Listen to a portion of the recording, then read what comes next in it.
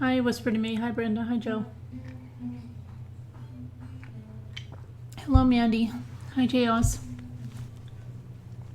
Hi, Ann. Randy. Margie. Hi. William. Hello. Hi, Scarlet Rain. Hi, Flower Girl. Hi, Sandy. CYNT. Everybody's flying in. Let's see. Hang on a minute. I gotta tell Jimmy something.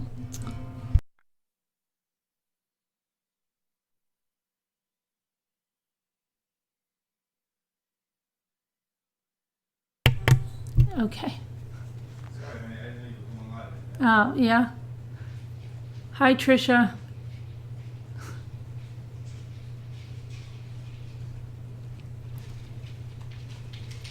Excuse me? What? I'm online. Oh, okay. Hi, Evie. I gotta make a little noise for a second. Oh my gosh. There goes the ice maker.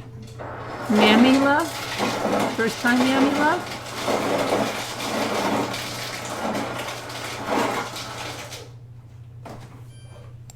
Do you...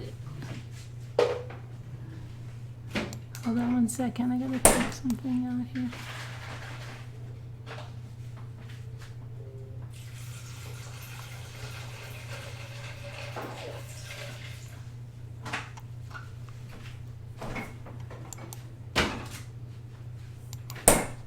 Good night, Ramblers.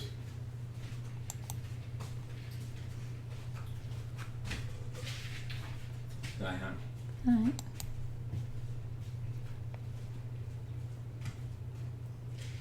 I'm just looking at something.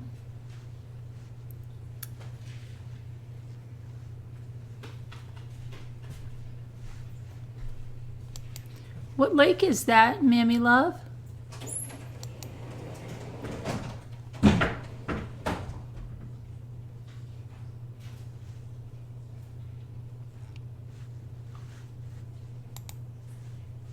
Hey Brenda, hi Susan, hi Chatty Catty, hey Sharon, hi Carol, Teresa, Mystery Truth Seeker, hey Tico, hi Deb on the Move.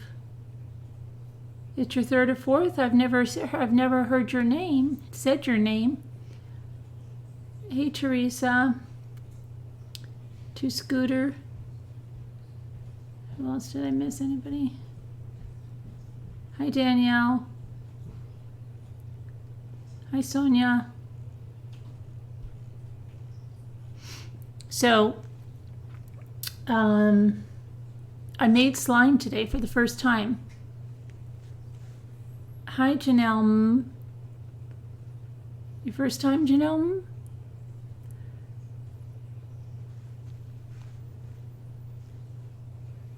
You said that last week? I said that last week? I don't remember seeing the lake in your avatar. Tico, he's not conversing a lot with me about that.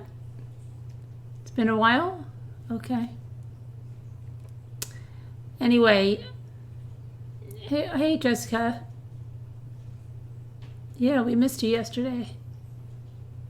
Hey Linda B.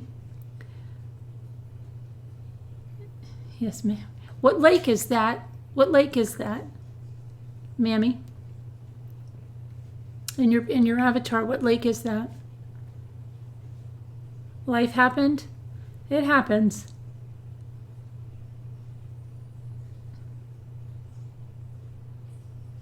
It texts Oja? It texts what? Okay. You watched both videos.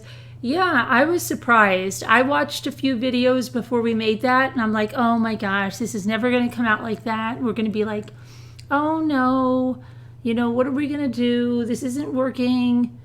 And it did. It worked really well.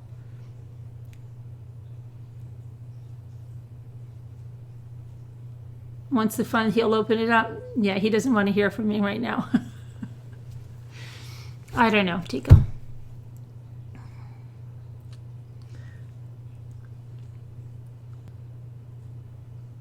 Luke looked like he was having a great time.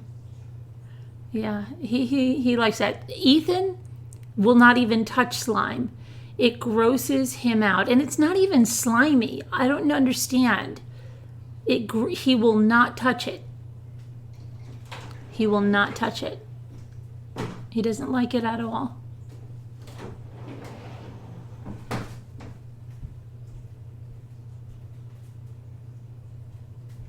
What are you doing? Did you already upload the video? Yeah, I did. Yeah, it is the slime and ate earlier. Yeah, they were just talking about it. I was telling them that Ethan will not touch it. Yeah, he's scared. Ethan's scared.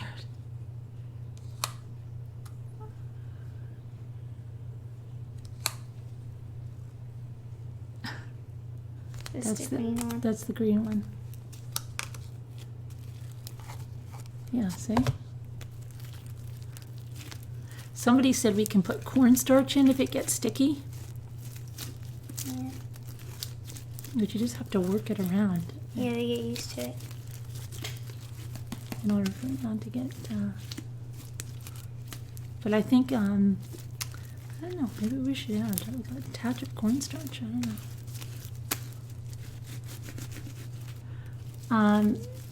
But I have a good thing tonight. We can talk about a case that I guess originated in Alabama, but then ended up by me. And then another one of the same kind. I don't know. I think we need to. Why does it feel like a little bit sticky? I know, because at the start of it, You got to get it used. You got to I get don't know, or you need to put like corn wax in it. corn wax, The stuff that used cornstarch. cornstarch. Do we have any? Yeah, I do have a lot of cornstarch. Where? We can put it in right now. Now it feels. Now it me might try. be. Yeah, I don't want. Get the back of your hand. Like, Okay. touch All right. it. We're being silly now. Cornstarch will help. Made it all the time. You taught preschool. You made slime? Really? Because I would think that the only thing I'm thinking, like, what about little kids that put it in their mouth because it's made with like shaving cream and glue? What do you think? ASMR. Oh yeah, that's why you were making it for AMSR. And you finding it a little sticky? What, did you drop it on the floor? Don't let the dog eat it. Oh, my dog had to go to the vet today. Let me tell you how that went. The dog was making this crazy sound. Okay, did you hear it in the slime video? Did you hear the sound the dog was making? It sounds like a person screaming. Okay? Like, how did it sound? Like, Yeah. Daddy Okay. can make it. Yeah, Daddy can make it good. Okay, so we took our She made vet. it 2 times at the vet. Yeah, our vet, because we live in farm country and stuff, our vet goes out all day on farm calls. So it's the opposite. The vet comes into the office at around 7 o'clock at night, okay? And he has office hours until like 10 o'clock at night, okay? Anyway, so Zoe went in tonight, and what did he say? He said that he doesn't think it's the part of the glove, but he thinks sore throat. he thinks she has a sore throat because last night I was noticing that her nose looked a little plugged up. What's the matter? Got it. Oh, be careful. So, yeah, he's a busy vet. And then if he's got to go birth a cow at night, you need those cow gloves. Sometimes I want cow gloves just for other things. You ever see cow gloves? Cow gloves are like up to here because they have to stick their whole arm in the cow. And sometimes they have to get chains out. I've heard more horror stories about cows giving birth than you would ever want to know in your life. I don't know how cows would do it out in the wild. They need so much assistance, cows. Cows need a heck of a lot of assistance giving birth. Who is going to be up there with the cow gloves? Oh boy, the cow, yeah. They let you do anything there, Evie. It's okay. Cow gloves. I think cow gloves could come in handy for lots of things. So he didn't start yet. He didn't start what yet? Oh yeah, no school yet, Tico. Next week. Next week. They actually went to bed early last night to try to get ready, but I don't know. Tonight they're deciding Not to. only to try to get ready. No, I thought it was early. I thought it was like 11 o'clock. If I look at the time, I'm gonna go to bed. You going to bed right now? Okay. I was gonna get something to eat, but then there's just Okay. slime. I asked my best friend, and she's in Poconos in Long Pond. Long Pond? Long Pond. I've never heard Long Pond. They rented. Do you know Long Pond? No. It's like already making ASMR. It's already making ASMR.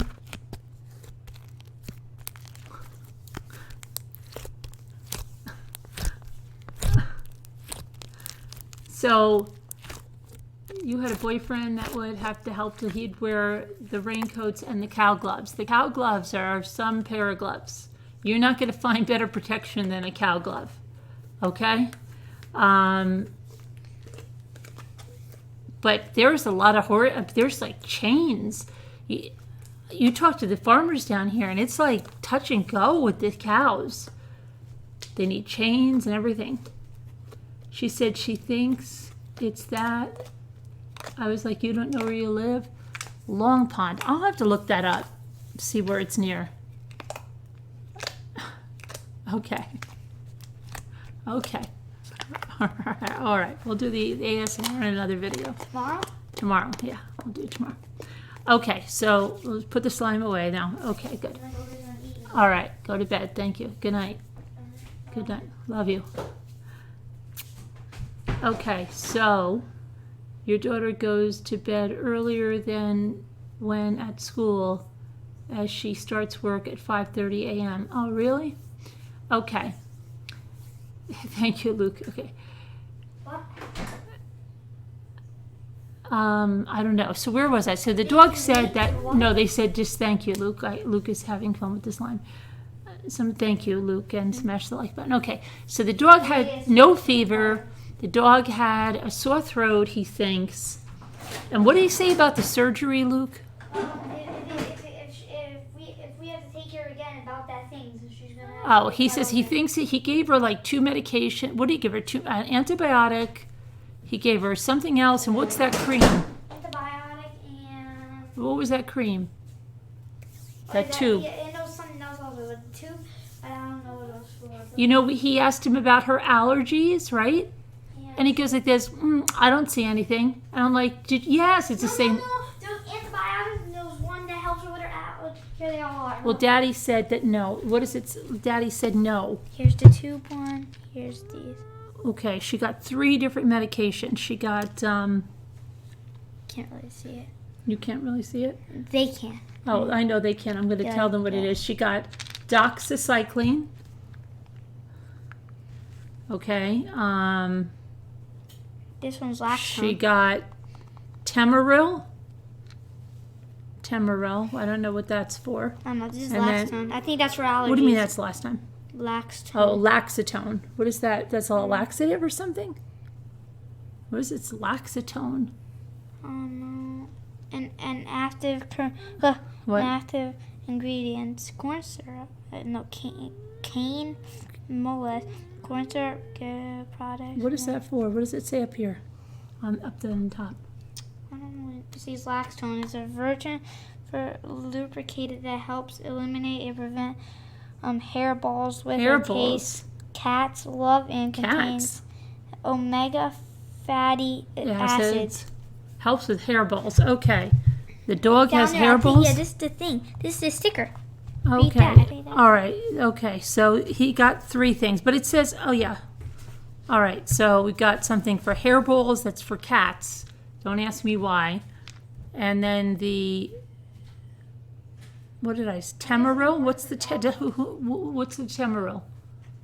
It's usually for cats. That's what it says. And the doxycycline. And he gave the dog a shot. The Temaril is a laxative. Temaril is a steroid. Okay. And the Laxatone is the laxative. This is good, right? Okay, so then he gave him a shot too. Probably a steroid shot, right, or something? I don't know. Jimmy and Luke went to the vet. I was riding my bike. She got a shot too, right? Mm-hmm. It did sound like a hairball. Did it? Is that what a hairball sounds like? Have you heard of dogs get hairballs? Hey there, Karen McCann. So, Temaril is a steroid. Okay, good. Glad that you could help with that. Anyway, so hopefully she hasn't done it since she's been home, right? She hasn't done that noise, right? I don't know, probably. She has not. And she's been sleeping well. She's sleeping right under me. If she doesn't eat, then she has to get cuddled. Oh, that's what he said. If she doesn't eat and or she keeps doing that thing, she's gonna have to get cuddled. Then she's gonna have to do surgery. But he doesn't think so. Your pit mix got a hairball once. Did it sound like that, Jessica? Like that? No, it's just like something like that. Dogs don't, whisper to me says dogs don't get hairballs. It sounds awful. Yeah, because remember all the biting? She was probably gathered up some fur. Yes, and kind of moaning after. And probably she was like sometimes throwing up like clear water stuff. She get like foamy, like white foamy stuff. Did your dog get this kind of stuff? Long Pond is 1833. She sent me pictures of the house. It's really big, beautiful, and woodsy looking. I'll look it up, Danielle. I will. Okay, good night, honey. I love you. Okay, so Carol Boys, I've watched Dr. Poll, horrendous for the cow and the vet. Do you think she got a bird or a squirrel? I don't know. I don't know. I don't know what it could be. She's never done that before, but knock on wood, she hasn't done it since she came home. And like her nose, yesterday I thought was stuffed up, but he says it's okay. They get hairball. Yeah, she was licking like a lunatic. Even though she's like a dog that doesn't shed. Your dog mauled an opossum last week. Wow. Dogs eat anything sometimes. Everybody is. No. Well, you remember I told you she was making that sound, that sound? Your dog did that, and his silky terrier, okay. Biting his hair from allergies? Oh, really? Was it a hairball? Hopefully she'll be okay. But I don't know why he says he doesn't have allergies. So anyway, I'll keep you posted on that. Okay, so we got to the slime. That I finally got the story just of the Irvine up. I had to do it in 2 parts. I don't know why. It would not let me do it. That's the hairball sound. You can hear it in the slime video. It sounds like almost like a little scream kind of thing. Okay, and then we went magnet fishing and we caught 2 nails. I don't think this is the place to magnet fish. Okay, we were testing out the new magnet and everything. I really don't think this lake is the place to magnet fish.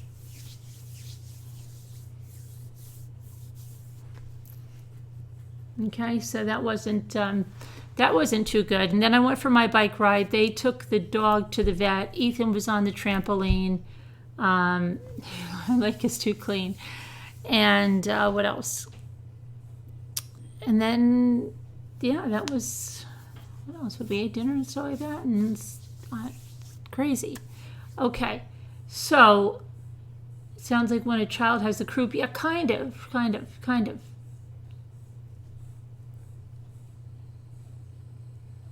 Hey there, Lisa H.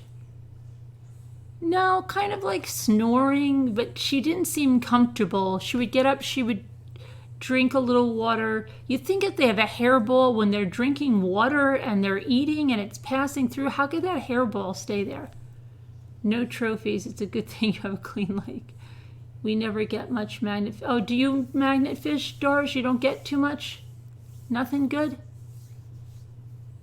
I feel bad because this company sent me this magnet, and we've actually caught less with it than we did with the other magnet. At least with the other magnet, we caught a wrench and some big pieces of, I don't know what. But it's not the magnet. I guess we have to try it somewhere else. I need to do, well, with school starting, yeah, I'll do more cooking. Did you know Ashley MacArthur was a crime scene tech? No, oh, that's what I wanted to talk about. I watched that. Okay, I'm a little behind on the trial. I think it's crazy the way they're talking about the snacks in there and all of that, right? And then I guess I was up to yesterday and somebody got, it wasn't one of the jurors that got affected by the pictures. It was somebody in the audience there. And then she said there was glaring at the jurors, and that's not going to be allowed. You can't have any facial expressions at all. I would not do good there. I would just have to leave. I don't know how not to do facial expressions if I tried. The doxycycline will help? Okay. You could sneakily put metal and light. That's what Jimmy said. Maybe throw in a cast iron frying pan or something. Go, oh, look, kids.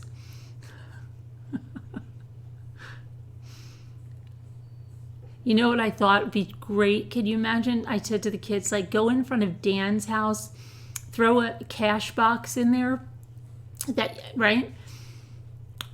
Throw it in, pick it up, pick it right up, and then just have like a bunch of cash in it, right? Just have the kids going, wow, look at this, right? Oh my gosh, that would be hysterical. He'd come like flying out. That's mine. My mom says my face is like a book. Right, you always know. Yeah, absolutely, I'm not good at concealing stuff. So, toys kind of days. Yeah, that would be fun. So I don't know. So the judges had people outside. They were getting a talking to, and then when they came back in, she talked to them again. And then it's very juvenile. I don't know. And then I was watching about the Home Depot, watching the surveillance. She gets a drink. She pays for the drink. Again, she's cool and calm as a cucumber after what she just did. I would be so freaked out, like, because I'm freaked out over much lesser things. Okay? Just like if you get pulled over for something and you don't know what it is. Did you watch it? Yeah, I saw that. I saw this one guy. He was in Ireland, or I don't know where. It was not in the United States. I think it was Ireland, but it could have been Poland. I'm trying to remember where it was. Anyway, he went into they go into these, it was like a freaking drug den. I wouldn't even, I would need therapy. Just, you should see this guy. He's flying down the stairs. There's hypodermic needles all over the place. Okay? And he's bending down and picking them up with his hands. And I'm like, oh my gosh. And he's like, the guy meant well. He's like, look at this. They just leave the needles around like this. And I'm like, oh my gosh, right? So then he's like, and they have these sharps boxes and they're just leaving needles around and they're all over the stairs. I would be the kind of person that even if I picked it, I'd be like, oh my gosh, did I stick myself with that? Did I right? Or did I step on that? I would be freaked out. This guy was like just totally, I'll just break off these tips in the grass. And I'm just like, oh my gosh, I would get so far away from there. He's putting the rope on the ground. I'm like, I'm not touching that rope. I am so glad you're not here. Pulling crap out of there, throwing it over there. I would have just gone. And then he made a video that he reported it because people were like, how come who's ever in charge of that space is not doing a cleanup over there? Because it was disgusting. And then he reported some kind of thing, I guess, in their country, and he showed what he reported. You would pick it up with a picker-upper. But, oh boy, yeah, it's really bad, horrible. So, yeah, just, I would be in a straitjacket with that. So where were we going with that on the magnet fishing? I don't know. Okay, and then, oh, I know, I need to be like, even in the doctor's office, right? I'm like, oh, I'm steering clear of that. Oh my gosh. Oh, it makes me nervous to even see them, like in some bathrooms now, especially. Did you notice the first place needles in the street? Oh my gosh, Tico, if I saw needles in the street, I would need help.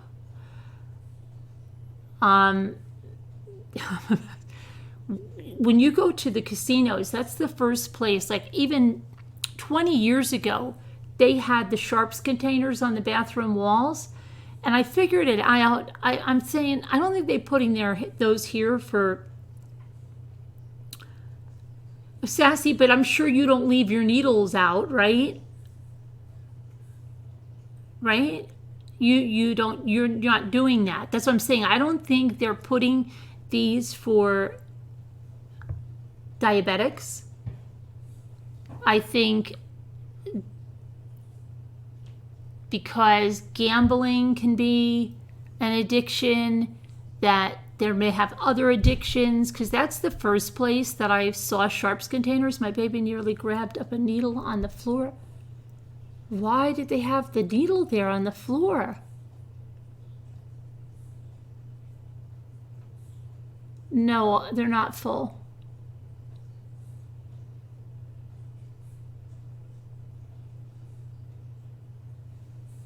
Oh, really, Sandy? Oh.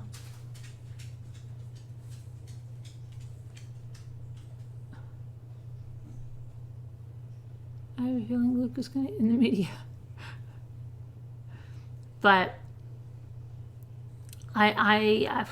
this is a big thing of mine. And then a lot of these, like, they just, it was outside.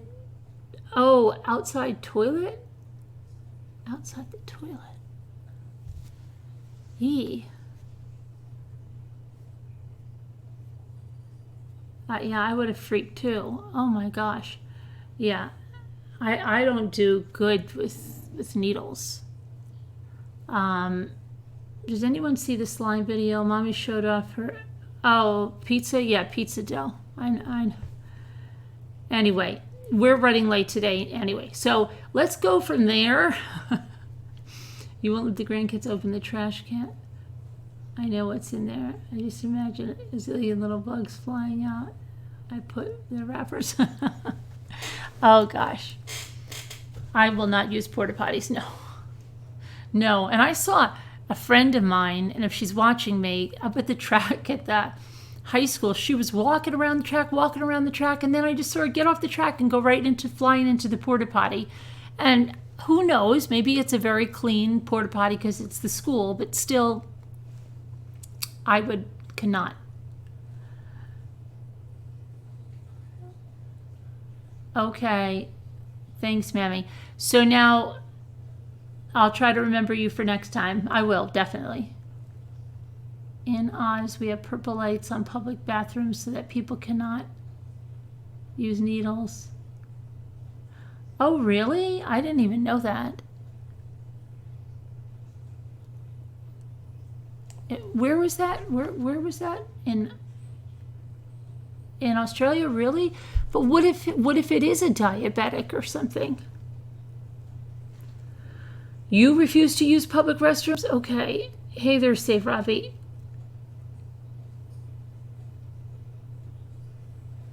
So, okay, let's Oh yeah, and you guys have I have to get to listen to your song, and poor Kristen is trying to send me a song, and I can't open it for some reason, but something's being whacked out with my computer, Kristen. I'm going to go on my laptop later and see if I can open it, and then I'll listen to you and Casbat. I haven't had a chance. I've been running around like a Looney Tunes. Hey, Casbat. I was just talking about you. I said that your song with Robbie, I didn't get to listen to it yet. They say be careful of diaper changing because, oh my gosh, I've never used one of those, and forget it. I'll get the stairs. I changed my kids in the stroller. I would recline the stroller, and I remember in Macy's, I was in the children's department. I was close to the fitting rooms, and I was changing Ethan at the time. I had always done it with my other kids. It wasn't even a stinky diaper or anything, right? It was just pee. And this one woman gave me the strangest looks, like, why don't you go into the bathroom? They have the diaper thing. Why can't you go in there? And I remember asking my friends, saying, like, what the heck does she care? You know, leave me alone. This is what I've always done. This is what I'm doing. So, yeah, take him out to the car or change him in the stroller. Yeah. I'm just like, she was giving me a look, and I thought, well, because it had been like 10 years since my last, so I thought, well, what happened? The protocol changed, you know, now you can't change a diaper anywhere but on those stupid things that I'm not going to change them on. That is so gross. Yeah. The city is overflowing. Oh, that's so bad. But do you know, listen to me, do you know there has never been one case of anyone contracting, I don't know about Hep C, but HIV from a needle stick? Yes, in the healthcare, okay? That's a deep, like immediate one, but I'm talking about in like a one where, let's say you find a needle on a playground and somebody gets stuck with it. That should be reassuring. It's always been reassuring to me. Look up the statistics if you do not believe me. There has never been one case, never once. Like I said, I don't know about Hep C, but Hep C is curable now, right? But it doesn't live long. But they used to say, like, in the hypodermic. I remember reading a story about some doctor that got it because it was like immediate. Like, he did something to the patient and immediately he stuck it in his thumb. Like, it was immediate. At least, and again, at least that's how he's claiming that he got it. But Hep C, yeah. But to me, because especially now with all of these hypodermics being found all over the place, and think about the inner city kids whose parents don't even go with them to a park or something, right? So that is kind of reassuring, at least.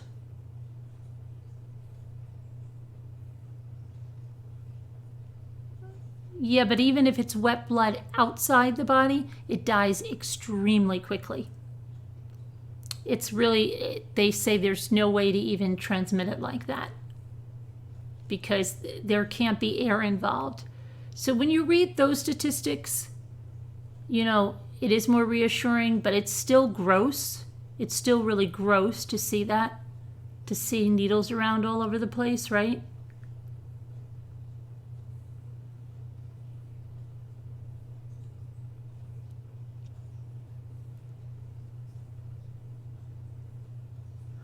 Oh my gosh. Oh my gosh, Mommy for the win. Are you a nurse? In your eye. Oh my gosh. How long did you have to, did they keep you on the antivirals only for a month though? And did they keep testing you? I know friends that were nurses that got stuck, and yeah, I don't think they went on, well, they didn't know for sure. Like I don't think they even suspected the person. They were more worried about Hep C, they'd said.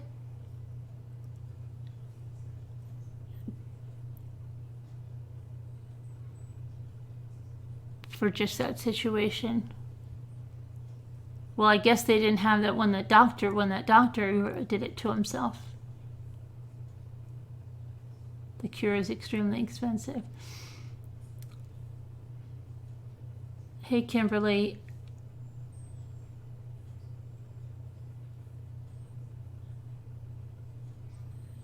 That must have been really scary. Then at 3 months, 6 months. Oh my gosh, you must have been freaking out. How long ago was that? Were you freaking?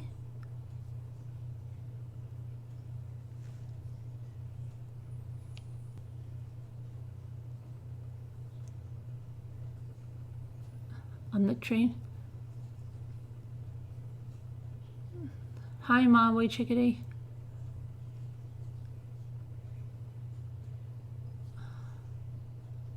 A friend had Hep C. Oh my gosh, really, Joe Kano? How old was the person? My husband, making an arrest, got hit and bit from a druggie, and my husband, put in the hospital with infection. I freaked out. Oh my gosh. Around 55.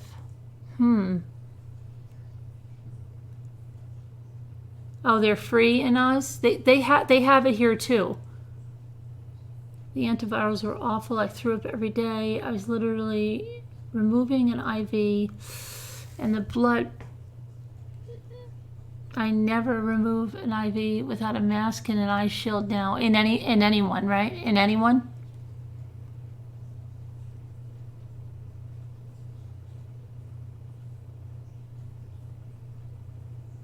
He got herpes in his eye?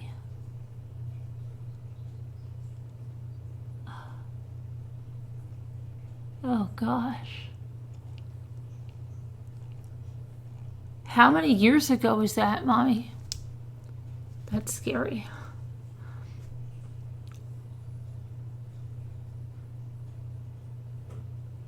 It was 2 years ago. It was the worst year of your life.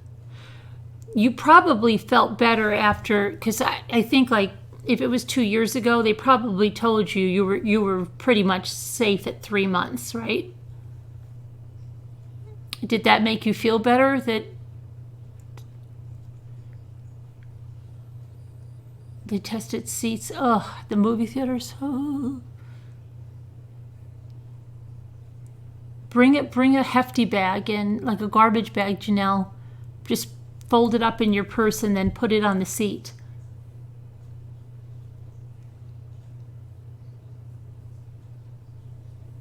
Hey, Claire.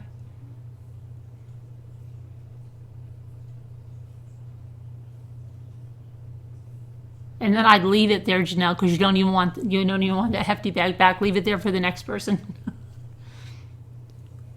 Luckily, the patient was on antiviral. Yeah. So, yeah. I had a doctor once. I remember there was this doctor in, where was he when he said to me, oh my gosh, he said, I worked in New York City. I forget where he worked. And he said this was in the early days of the virus, the early days. And he said, do you know, I would go home when I got home at the end of the night and I saw that I had dried blood under my fingernails from HIV positive patients. See, a lot of doctors will tell you it's very difficult to get. And he'd say, I'd see it in my nails. And he said, it wasn't just one night. It was all the time. Our OCD is showing, I know. We have good reason, though. And he said, and I didn't get it. And another doctor told me that, too. He said, if it was that easy to get, all the doctors would have it. So,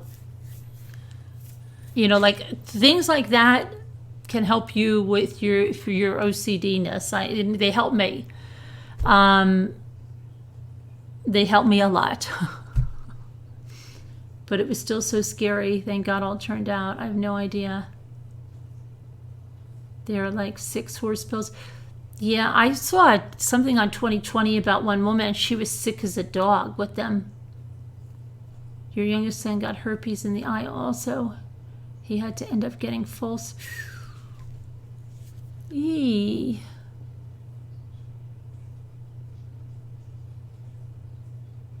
The awful things police go through. My husband, when he died, found out he had hepatitis C. Could have been from the arrests, from blood, or whatever. Ugh.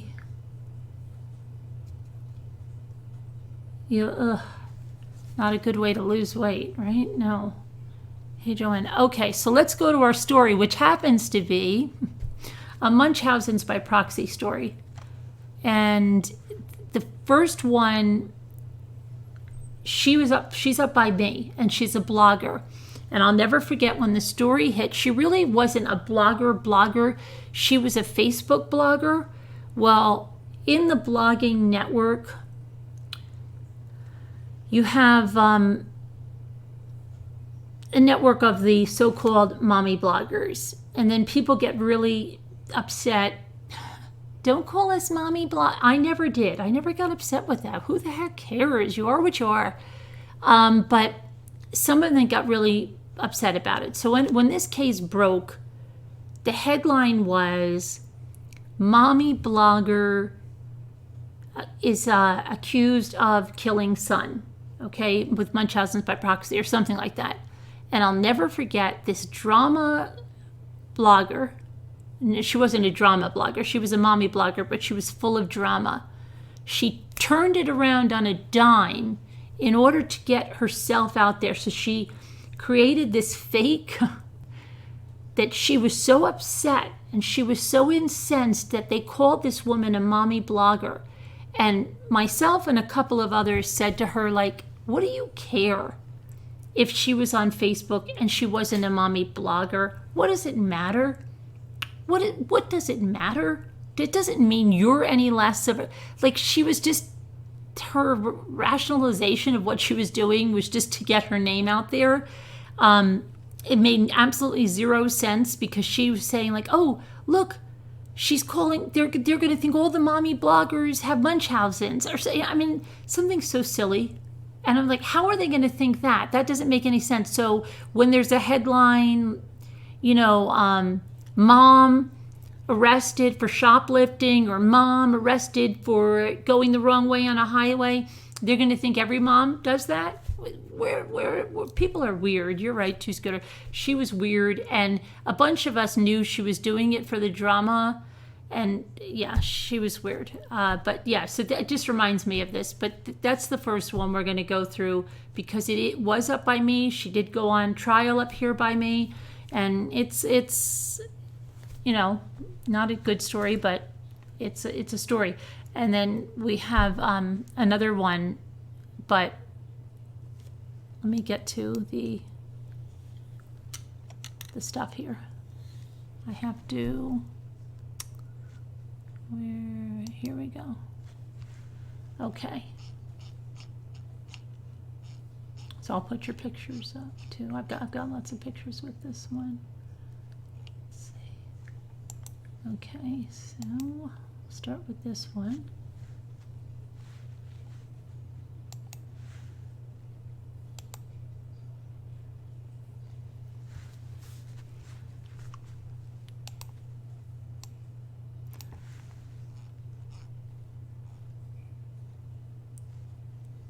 Okay, in Decatur, Alabama, Lacey Speers was born. That was her hometown. It was the first place she showed an interest in children, working as a babysitter and later at a daycare. I love children. They're our future. They should be cared for and loved. Shauna Lynch met Lacey about 8 years ago at the daycare center where Speers took care of her son. When I first met Lacey, she was very shy, but she was really good with kids. She volunteered to take my kids if I needed to go to work and didn't want to take them to daycare. She loved my kids and my kids adored her. But after a few years, Lynch thought that Speers was getting overly involved in her family's life. So Shauna stopped spending as much time with her. She was real clingy. It seemed like she never wanted to be by herself. She always had to have a kid there. Somebody's kids. Christy Burnham had a friendship with Speers, and it also involved Lacey's willingness to babysit. She met my son Cameron, and she became like a good friend, Burnham said. The two became close while at junior college, where Lacey took a few nursing courses before dropping out. Burnham, a single mom at the time, was relieved to have help with her son. I trusted her because I'm not going to leave my kid with somebody that I don't trust. But that trust turned to trepidation when Burnham said she heard some unusual stories which made her question Lacey's honesty. Some lady from her church comes up to her and was like, "Oh, that's Cameron? You got Lacey's baby?" And I looked at her like, "What? This is my child. This isn't Lacey's baby," Burnham said. I was like, wow. I never said that I had more than one child. Garnet was my only child, said Speers. Speers became pregnant with Garnet in 2008 when she was 20. His father, Chris Hill, was a neighbor who Lacey briefly dated. Garnet's father was a friend of mine. We lived in the very same apartment complex, she explained. Lacey said Hill did not want to be part of Garnet's life, so she set out raising her son on her own. Something made especially difficult because Garnet had health issues, which she often posted about. He was in and out of the hospital for the first 9 weeks of his life. Afterwards, she said, and what he was suffering from, what were his issues? Garnet said he had severe ear infections. Garnet had severe ear infections, Lacey said. And the biggest problem that we had with him was that we couldn't get him to eat, and he would projectile vomit, so he was losing weight. Doctors diagnosed Garnet with failure to thrive, but could not figure out why he couldn't hold food down. So at 9 weeks, he had stomach surgery to prevent him from throwing up. They sent him home and he didn't eat, Lacey said. He wouldn't take a bottle, nothing. And about a week later, he was admitted to the hospital for severe dehydration. Garnet's condition worsened, and he was airlifted from Decatur General Hospital to Birmingham Children's Hospital. His sodium level was found to be dangerously high, 166. The normal range is 140 for infants. High levels of sodium can be deadly, potentially causing seizures and swelling in the brain. I wanted to know what was wrong, said Lacey. Doctors were able to bring his levels down, but never understood how it had gotten so high. And once again, Speers was able to bring Garnet home from the hospital. He spent more time in the hospital than he spent at home. I wanted my son to be healthy. So she took Garnet to more doctors, telling them she still couldn't get him to eat. At 9 months old, Garnet had surgery again, this time to insert a feeding tube, commonly referred to as a G-tube, where nutrients go directly into an opening in the abdomen, either through a hanging bag or a bottle or through a syringe. When asked what they told her about his prognosis, she said, they were hopeful that within time he wouldn't have so many problems eating. However, Lacey said Garnet continued to be plagued by feeding issues, and in 2010, when they moved from Alabama to Florida to be near Lacey's grandmother, Lacey cleaned houses and received some public assistance. She would occasionally come back to Alabama to visit. The day they came to visit, Garnet was just a bouncing little 2-year-old kid running around like I never thought he was sick or anything. and then we had lunch, and he ate just like a normal 2-year-old would do, pizza and drinks. Garnet would eat, and then he would just stop eating. He would say, "My stomach hurts, I don't want to eat," Lacey said. He would go for extended periods of time when he just simply wouldn't take anything by mouth, and so we used his G-tube as he got older for supplemental feeds, only when he needed to be nourished. When asked how challenging was that, taking care of a child with so many medical issues, she said, "That's all I knew. It was just something that I was given, and I embraced it." Garnet was becoming of age when he was going to go to school. Hold on, I'm going to put up another picture for you guys.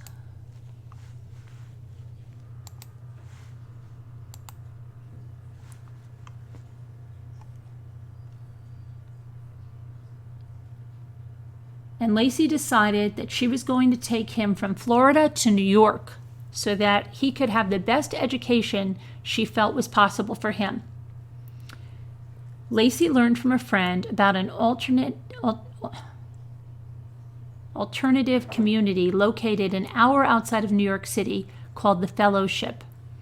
Its mission is to care for its elderly residents. Workers live on the premises, contributing to all aspects of the community, receiving free room and board and schooling for children. Lacey thought it would be the ideal atmosphere to raise Garnet, then 3 years old. "I took care of elderly people," she said. When asked if she liked it, she said, "I embraced it. I loved it." "What about your son?" "He loved it. He loved the freedom that he could run around the community, and there was always a watchful eye on him." Valerie Ploch, a fellowship member, met Lacey and Garnet when they moved there in 2012, and immediately she saw something special in Garnet. "He just knew how to reach every person and sort of make them smile," she said. And when Valerie was asked if Garnet reached her, she said, "Yes, Garnet and I were very good friends. Actually," she replied, "he just went around opening everyone's hearts. There was so much love there." When Lacey told people at the fellowship about Garnet's medical problems, Valerie thought the boy seemed active and healthy. "As far as I could tell, he was hungry often, and I would have nuts or fruit on the counter and he would eat," she said. When Valerie was asked if she thought Lacey seemed like a good mother, she said, "I thought she seemed like a good mother. They had a very loving relationship, and she cared about him and talked about him all the time." Lacey said Garnet still could not eat consistently by his mouth, and he continued to suffer from stomach aches, so she sought help from local doctors. Dr. Ivan Darenkov, a pediatric gastroenterologist, said Garnet saw Garnet for 5 visits over a period of several months in 2013, and he treated him for stomach ailments, and he checked on his G-tube. When asked what were his impressions of Garnet, if he seemed like a healthy boy, he said, absolutely healthy boy," he replied. "The most unusual in Garnet Speers' case was that his feeding tube was left in place for such a long time. He was 4 when he came to my office." When asked if he had a discussion with Lacey during his first visit with her about removing the G-tube, he said, "Yes, I always say to all my patients that we really need to be absolutely sure that a child cannot eat and needs some of all of the calories be provided by the G-tube. To rule out serious diseases, Dr. Darenkov suggested a number of complicated tests which Speers readily agreed to and which all came back negative. But when he recommended simple nutritional evaluations to see if the feeding tube was necessary, Lacey's reaction, he said, was different. She would not say yes. She would not say no. But she wouldn't do it.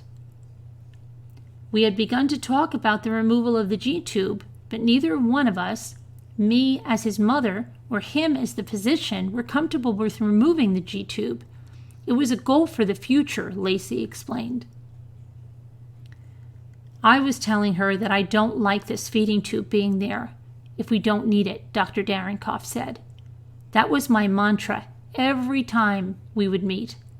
Dr. Darenkoff grew frustrated. He said that he asked Lacey for Garnett's previous medical records and he never received them. Dr. Darenkoff stopped seeing Garnett because he moved to a practice in another state, but unsettling suspicions stayed with him. There were red flags along this case. All through the visits that I had with this child, I thought about them. I tried to work my way through them. He said, Munchausen by proxy was on my mind from day one. Suspicious but not certain, and so Dr. Darenkoff did not share his concerns with authorities. Physicians feel they need to know for sure, and if they don't, if they have a reasonable suspicion, get consultation. But if you suspect, report, said Dr. Mary Sanders, a clinical psychologist and associate professor at Stanford University. Dr. Sanders has spent years evaluating Munchausen's by proxy cases where illnesses might be faked or created in a child. She and other Munchausen experts believe the syndrome is child abuse, and as such, it needs to be reported. A surgically implanted feeding tube is an avenue of chaos. Anything can go in that tube, Dr. Sanders explained. You've seen that in other cases, she was asked. We've seen that in several other cases, Dr. Sanders answered. Dr. Sanders never met Lacey Speers, but she has reviewed information about her, and she believes the condition explains much of Speers' behavior. Hang on a minute, I'm just going to get another picture up here.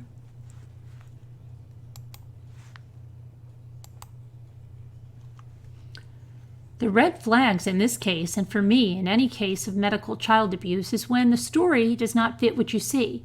So when a mother presents symptoms that when you see the child doesn't make sense, lab levels that don't make sense, a mother that says my child will not feed, we see evidence that the child will feed, she explained.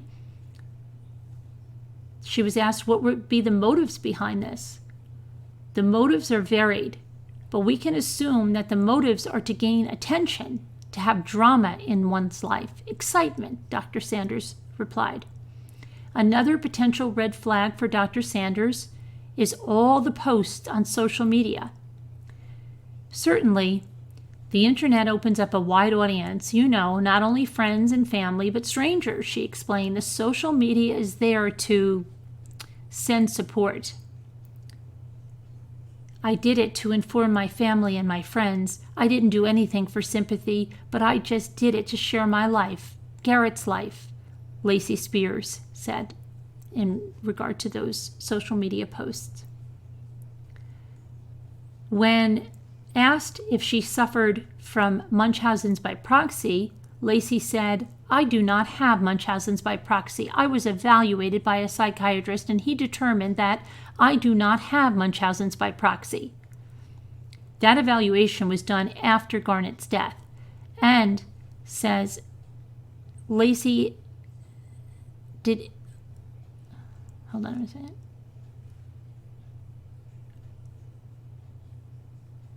Oh, this report said that Lacey did not suffer from any mental illness, but she never shared that report. The psychological evaluation is not where we identify illness, Dr. Sanders explains. When we were looking for inconsistencies, it's what's being reported and what is being seen clinically. Elevated sodium was a factor in this case. And she was asked, is it common? It's not uncommon as a form of Munchausen's by proxy child abuse, said Dr. Sanders. Life at the fellowship was going well for Lacey and Garnett who after living there for a year and a half was thriving. He was a little social butterfly and he loved it, Lacey said. Lacey and Garnett still required occasional supplemental feedings through his G-tube, which she administered at home, but he was otherwise active and seemingly healthy.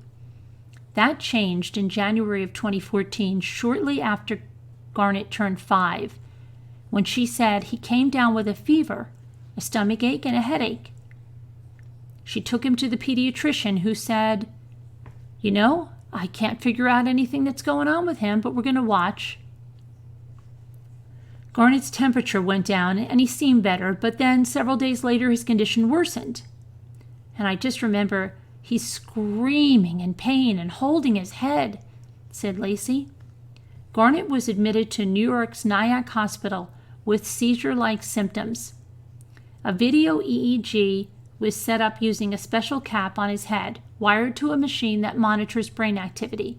Meanwhile, with Lacey's consent, a camera recorded Garnet in the room. Lacey remained by her son's side, caring for him, taking him to the bathroom, and everything seemed normal. His condition improved greatly. Friday night, Saturday he was fine, but almost 2 days after being admitted, he took a turn for the worse with stomach issues and pain. He starts screaming that his head hurts and he's trying to throw up. Lacey said, "They call code blue because he's not breathing." Tests showed Garnet's sodium level, which was a normal 138 when he was admitted, was now a dangerous 182, which could lead to death. Nyack Hospital decided Garnet's best chance for recovery was to transfer him to a more specialized children's hospital at Westchester Medical Center, where over the phone a doctor there was filled in on Garnet's condition. So when he was transferred, the nurse from the Nyack Hospital was giving the information to the doctor at the Westchester Medical Center, and she said, "The sodium's 182, and the doctor there said, 182? And the nurse said, "Yes, 182. And then the doctor said, "No, then you need to repeat it, okay? That's impossible." 2.5 hours later, Garnet was airlifted to Westchester's Maria Ferreri's Children's Hospital. Doctors quickly worked to treat him, and through IVs they were able, within 1 day, to bring his sodium level down. The doctor came in to evaluate Garnet and said that he was improving, Lacey said, and that's what every mother wants to hear. But the recovery lasted less than 24 hours. The damage to Garnet's body had already been done. The high sodium levels caused his brain to swell, and after 2 days being admitted to Children's Hospital, Garnet is brain dead, on life support. "I don't know what's happening," Lacey said. "This is my 5-year-old son on life support." I got the first call. There was a sick child in the Maria Ferreri's Children's Hospital, and they wanted to start an investigation, says retired Westchester County Detective Dan Carfey. Doctors could not figure out how Garnet's sodium level had gotten so high unless someone had given him salt, and the person's doctor suspected Lacey Speers. The thought of this being death by a loving mother was difficult to swallow, but we have a whole lot of time to dwell on that, said Detective Carfey. An investigation involving Detective Carfey and Ramapo detectives Kurt Budnick and Greg Dunn was immediately underway. Carfey focused on what happened at the hospital, and Budnick and Dunn immediately obtained a search warrant for Lacey's home. Let me get another picture up here for you guys.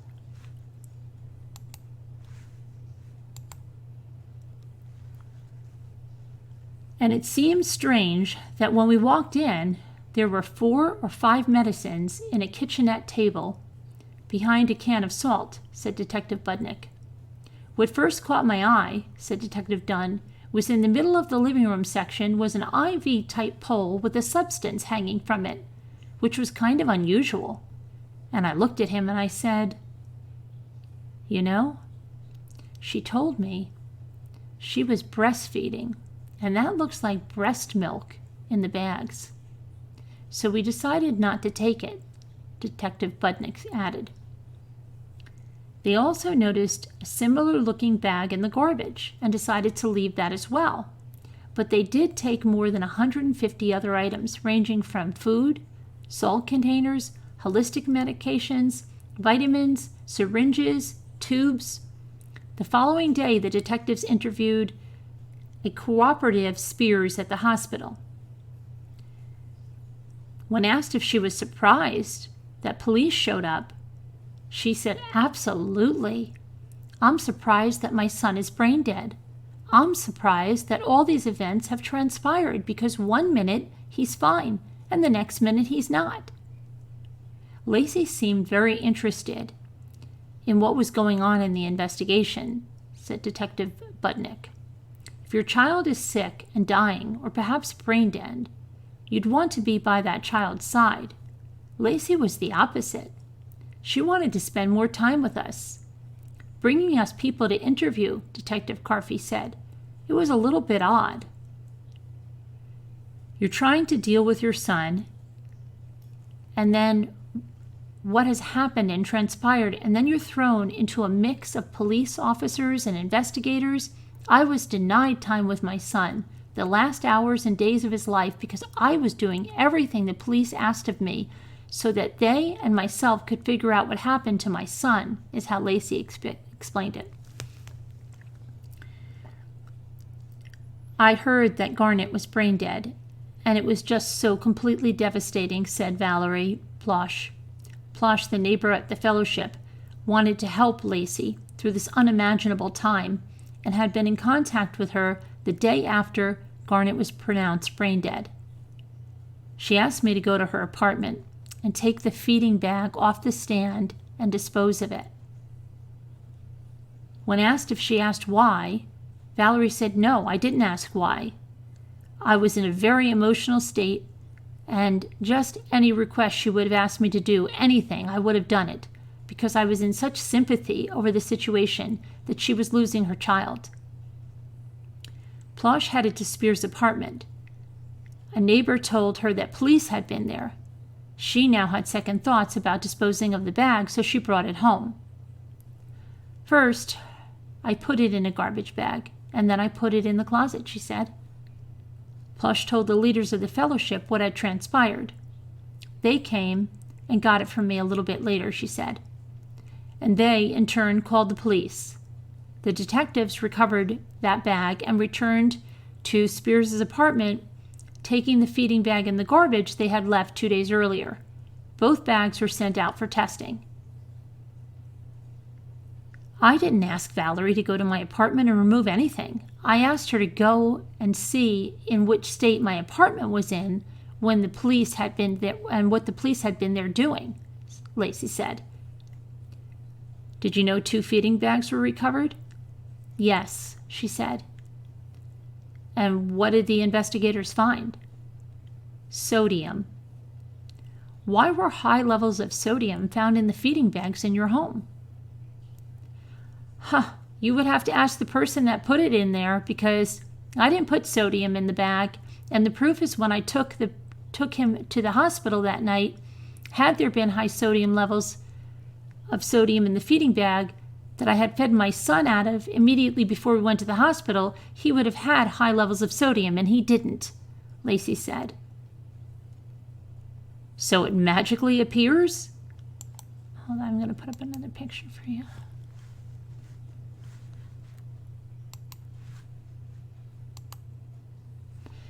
"It was exchanged between a multitude of hands before the police got it 48 hours after the bag had been taken from my home." "So you think someone's setting you up?" "I didn't say that someone was setting me up. I'm saying that I didn't place it in the bag," she said. "Losing Garnet is the greatest loss I will ever suffer in my life," Lacey Speers said. 2 days after Garnet's brain swelled from the effects of high sodium, he was taken off life support and officially declared dead. "I miss just being able to pick him up and hug him and kiss him and tell him I love him," Speers said. "I miss everything about him, everything." "The amounts of sodium that were in the bags were lethal," said Westchester County Detective Dan Carfey. "Police were drilling down on their investigation. Lab results on those feeding bags from Lacey's apartment revealed massive amounts of sodium. Each bag had the equivalent of at least 69 small salt packs."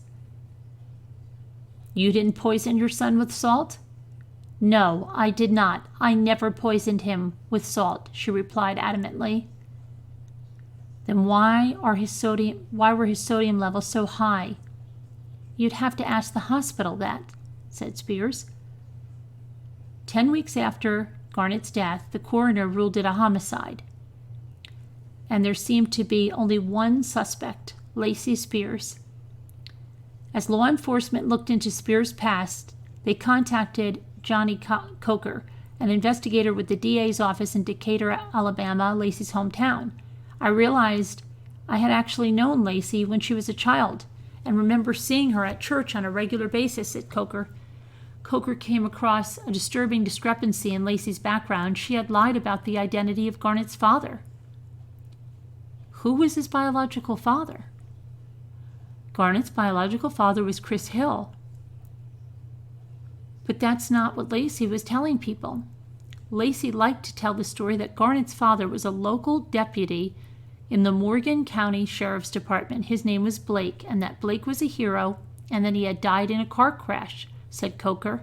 On social media, there was post after post recalling traveling to Blake's memorial service as well as missed holidays. But Blake Robinson is alive and well, and currently a sergeant with the Morgan County, Alabama Sheriff's Office. About a decade ago, Lacey and I met approximately 3 times, Robinson said. Not in my wildest dreams would I have ever thought that my name would have been drawn out of that big hat as this make-believe father. Didn't you tell people that the biological father was Blake? I did, she replied. I decided with my family that if anybody asked, we would say his name was Blake and that he was a police officer. And he died in a car accident. And I did it so that when people asked, it would shut the conversation down. I didn't want Garnett to have that stigmatism that his father was a deadbeat. But Chris Hill, Garnett's biological father, said that's completely false. Hill declined to be interviewed, but he said that he would have welcomed being a part of Garnett's life, but Speers shut him out. He also said he's active in another son's life.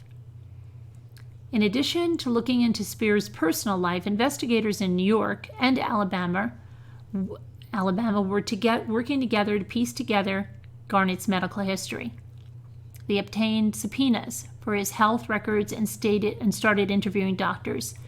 In a period of 2 years, Lacey Speers sought medical attention for her son in about 20 different doctors' offices. Some of them were referrals from one doctor to another, said Coker. Sometimes, when maybe a doctor was getting a little too close to figuring out what was going on, she might need to start seeing another doctor. And in the investigation, Coker found doctors who were suspicious about Lacey. 5 weeks into his life, one of the doctors documented in the medical records that it was possible. Munchausen's by proxy, he said. But the suspicion did not get acted upon, nor did the irregularities found during the investigation, like a medical report that noted Speers said she wanted to harm the child, or one that Garnett suffered bleeding from the eyes and ears with no known medical explanation, and that report at 10 weeks that he had unexplained high sodium levels. Looking back in hindsight, the doctor said, I wish I had noticed this before, or I wish I had put all this together, said Coker. There were so many missed opportunities, Dr. Sanders said. It appears that somehow something fell through the cracks. Calls were made to child service agencies. Redacted reports regarding Lacey Speers and concerns about feeding issues, Garnett's weight, and about her changing stories regarding his medical problems were found. Those cases were all investigated and closed, saying neglect was unsubstantiated. It appears that these cases were not investigated at the level they needed to be, said Dr. Sanders. They say this goes back years. How you've tried to hurt your son for years, Speers was asked. So You take your child to the doctor and the hospital seeking help to figure out what was going on with them, or you neglect them. So you're damned if you do and you're damned if you don't. So what do they expect you to do? I took care of him. I made sure he had an adequate medical history. I did never once harm my son, she said. But the police and the Westchester, New York District Attorney thought she did harm Garnet. 5 months after Garnet died, Lacey Speers was charged and held without bail for murder in the second degree and first degree manslaughter. We were able to take everything she was telling us, look at the medical records, and you know what? Everything is explained and matches, said David Sachs. Sachs and Stephen Riebring are Lacey Speers' attorneys. It was clear through her actions and her demeanor, obviously, she didn't do this, and from the first second said, I didn't do this, said Sachs. Instead, Speers and her legal team insist Garnet's death is a medical mistake, with Nyack Hospital at fault. They changed his diet. They caused or exacerbated his stomach problems, Riebling said. They didn't give him the necessary medication during the day to combat the dehydration, and then they exacerbated the dehydration by giving him a rapid infusion of an IV solution. IV contains sodium solutions, which the defense believes could have contributed to Garnet's condition and death. The argument was refuted by the prosecution when Lacey Speers' trial began in February of 2015, with her family traveling from out of state there to support her. The evidence will show and convince you that this defendant took her son into that bathroom and she poisoned him with salt in his G-tube. You will see what she does, Westchester County Assistant District Attorney Doreen Lloyd told the court in her opening statement. The prosecution set out to prove that by playing that video recorded at the hospital, they contend when Lacey took Garnet to the bathroom, she poisoned him with salt on 2 occasions through his feeding tube, a claim Lacey and her lawyers dismiss. There is not one single frame of this video that shows Lacey Speers did anything to her child, Riebling told reporters. In fact, you want to watch it? It has just the opposite effect. It's exonerating. In February of 2015, the prosecution and defense put on their case in Lacey Speers' child. Oh my gosh. In February 2015, the prosecution and defense put on their case in Lacey Speers' trial for the murder of her 5-year-old son, Garnet. The video from the hospital intended to record possible seizures is crucial. The video shows being the healthy kid he could be if his mother would leave him alone, Westchester County Assistant District Attorney Patricia Murphy told the court. Hang on one second. This is one frame of the EEG video before his condition changed. Lacey's lawyers showed sections of the video recorded without audio, which they believe portrays a caring mother. Speers, they say, takes Garnet at his request to the bathroom, which is out of camera range, 17 times during his stay, and she takes part of the feeding tube in only twice just to clean it out. All she has to do is load up a syringe and jam it in the tube. It won't take any time at all, Murphy addressed the court. Every time she takes her son to the bathroom, that door remains open, said Riebling.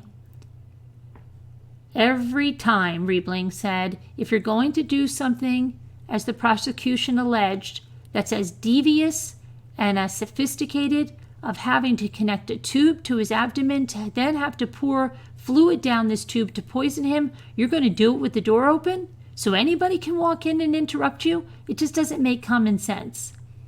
But the prosecution says the video shows that Garnet becomes ill after 2 of those bathroom visits. First in the morning, he appears uncomfortable and requires the attention of the nurse. And then later that same day, about 30 minutes after going to the bathroom, he starts gagging and thrashing. No eyewitness, no forensic evidence, and no answer to the question, Riebling told the jurors. The defense, however, questions where the salt or syringe would come from. And if Speers used the cup in her hand, they say she wouldn't be able to pour from it into the extremely small opening of the feeding tube, which is why to both sides is that what was clear to both sides is that Garnet was in distress. He soon stops breathing and is intubated. And blood work shows that his sodium level has soared without any medical explanation. In 5 hours, it went from 144 to 182, and they all agree, every doctor who testified agreed that it cannot happen naturally, Murphy said in court. Adding to suspicion, Lacey had been searching on the internet about high sodium levels, more searches, dangers of high sodium, signs of high sodium, Murphy said in court. Garnet was presenting with the exact same symptoms that he had presented with when he was 9 to 10 weeks old, and we found that he had high sodium. Lacey, 5 years later, you're thinking that he's exhibiting the same symptoms of high sodium, and you want to do research days before your son enters Nyack Hospital? I'm his mother. I have to figure out what's going on with him. She spends a considerable amount of time not searching for sodium, but searching for other possible reasons, whether it be a vitamin D deficiency, a brain tumor, all sorts of stuff, Dave Sachs explained. Another area of contention, those feeding bags from Lacey's apartment that were tested for deadly levels of sodium, bags the police did not recover in their initial search. The defendant had 2 feeding bags loaded with salt in her house, and there's no explanation for that, the prosecutor told jurors. The police lost the chain of custody, Riebling explained. They only established it after somebody went in and admittedly took it out and had it for more than 24 hours. That is tampering. One thing not brought up, Munchausen's by proxy. The responsible thing to do as attorneys is to have your client submit to a medical examination, and she did. She was not diagnosed with Munchausen's by proxy, said Sachs. It is up to Speers' lawyers, not the prosecution, to raise a psychiatric defense, and her attorneys contend this is not about Lacey, but about the hospital not giving Garnet the proper medical care. Nyack Hospital refused comment for this story. After approximately 3 weeks, the trial neared its close. Lacey is presumed innocent in the eyes of the law, Riebling told jurors in his closing, without the defense calling a single witness, counting on they did all they needed to do, just raise reasonable doubt. You are required to also presume her innocence until they meet their burden, Riebling continued in court. I'd ask you to put the pieces together, Murphy said in her closing. I'm going to ask you to do justice for a 5-year-old boy who should not be dead. 1 month after Lacey's trial began, on the 3rd day after the case went to the jury, a verdict was reached. Guilty of depraved indifference, murder of a child. Speers, her family, and her attorneys were stunned. Shocking, is what Lacey Speers said of the verdict. I did not murder my son. I did not hurt my son. And to be told that I was found guilty of murdering my own son, there are no words to describe that. Her lawyer Sachs said, juries make mistakes every day. I strongly believe that there was insufficient evidence to convict her of murder, depraved indifference murder in this case, said Riebling, her other defense attorney.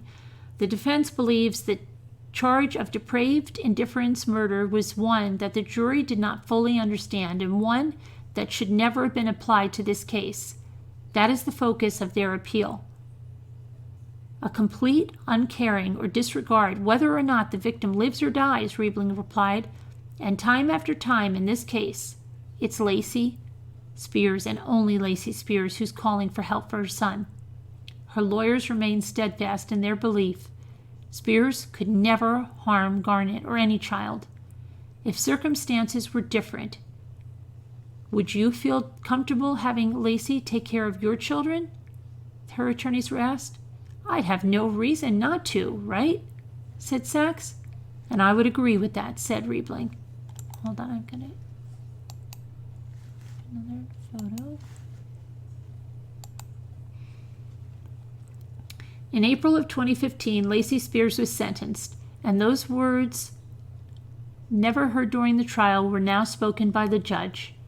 One does not have to be a psychologist to realize you suffer from mental illness known as Munchausen's by proxy, Judge Robert Neary addressed Speers.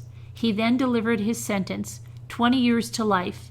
Do you even realize the magnitude of your crime? Judge Neary continued. By not imposing the maximum sentence, I'm combining punishment with something that you really did not exhibit towards your son, namely mercy.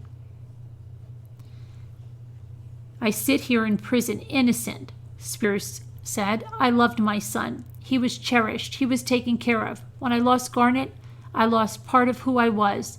I lost my future. Hold on, I'm trying to get another picture up for you.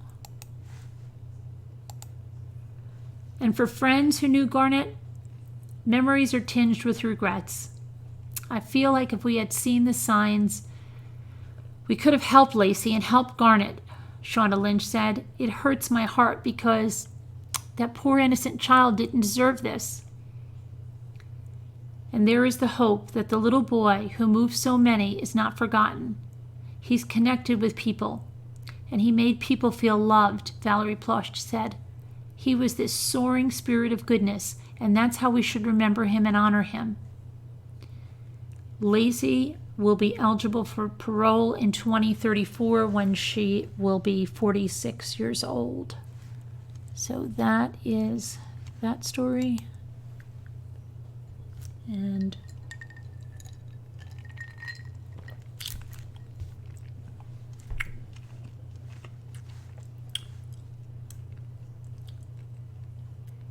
so how many of you were you're having a hot flash? You're going outside to get some air and popsicles? How many of you were familiar with that story?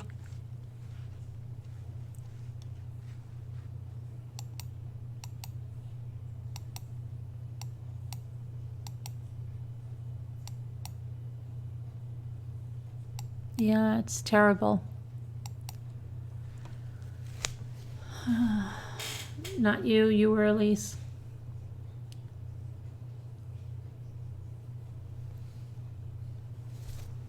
Prince of Peace, say hi, Ray Ray. Hi, Ray Ray. I rang a bell with the mention of the video. Hi, Deb. You heard a little about it?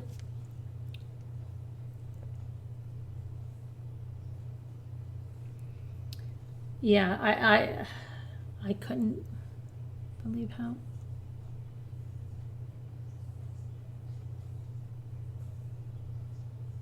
crazy I mean, especially like to have her son so, he's holding his head, a poor little kid, his head hurts, he's like, why would you do that to your child? It's horrible. It's something so. But the thing is, if they're getting all this attention,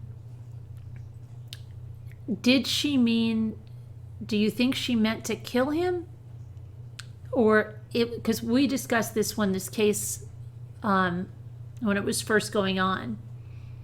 Because it's there that if they're getting the attention and their life revolves around keeping their children sick, they probably don't want their children to die, right? Because then she doesn't get the attention. So what a lot of people thought at the time on the discussions was that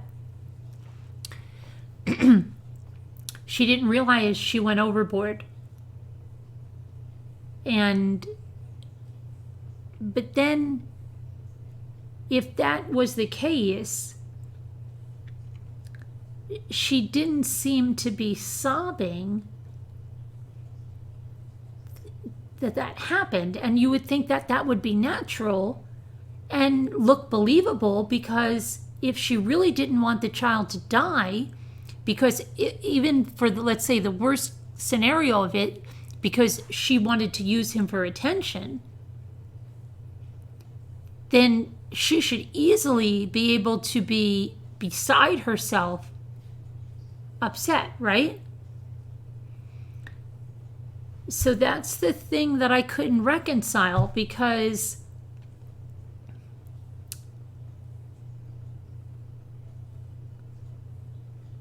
she was still right. Because it's like that one with oh my gosh, who am I thinking? Mommy Dead and Dearest, Gypsy,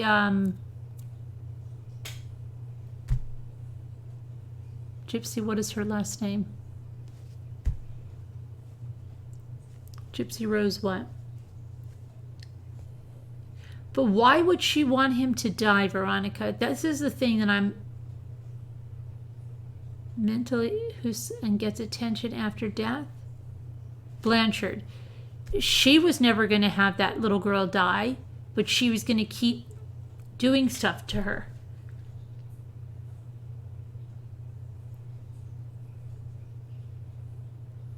But you doubt it bothered her? But why wasn't she emotional then, Jessica?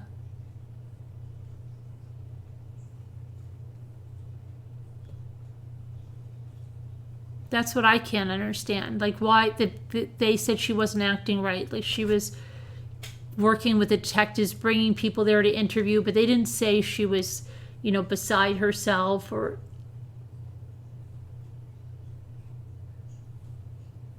And they often lack empathy, mentally ill.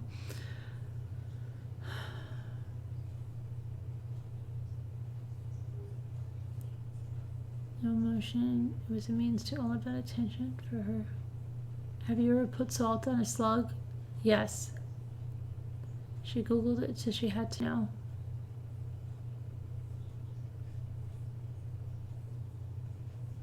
Attention went to her son, not to her. Even in the hospital where he was desperately ill, she kept poisoning him. Yeah, it was terrible.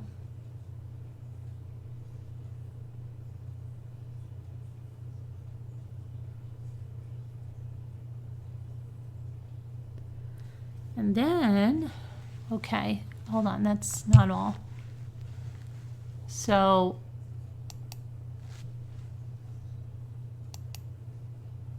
let's see here.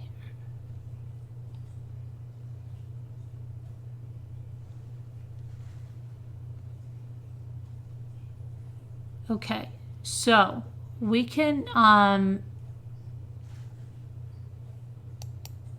have two. You can tell me which story you'd want to hear next. Story. Which case? I have the one of Hope Ybarra, who, wow, she was a mom monster to the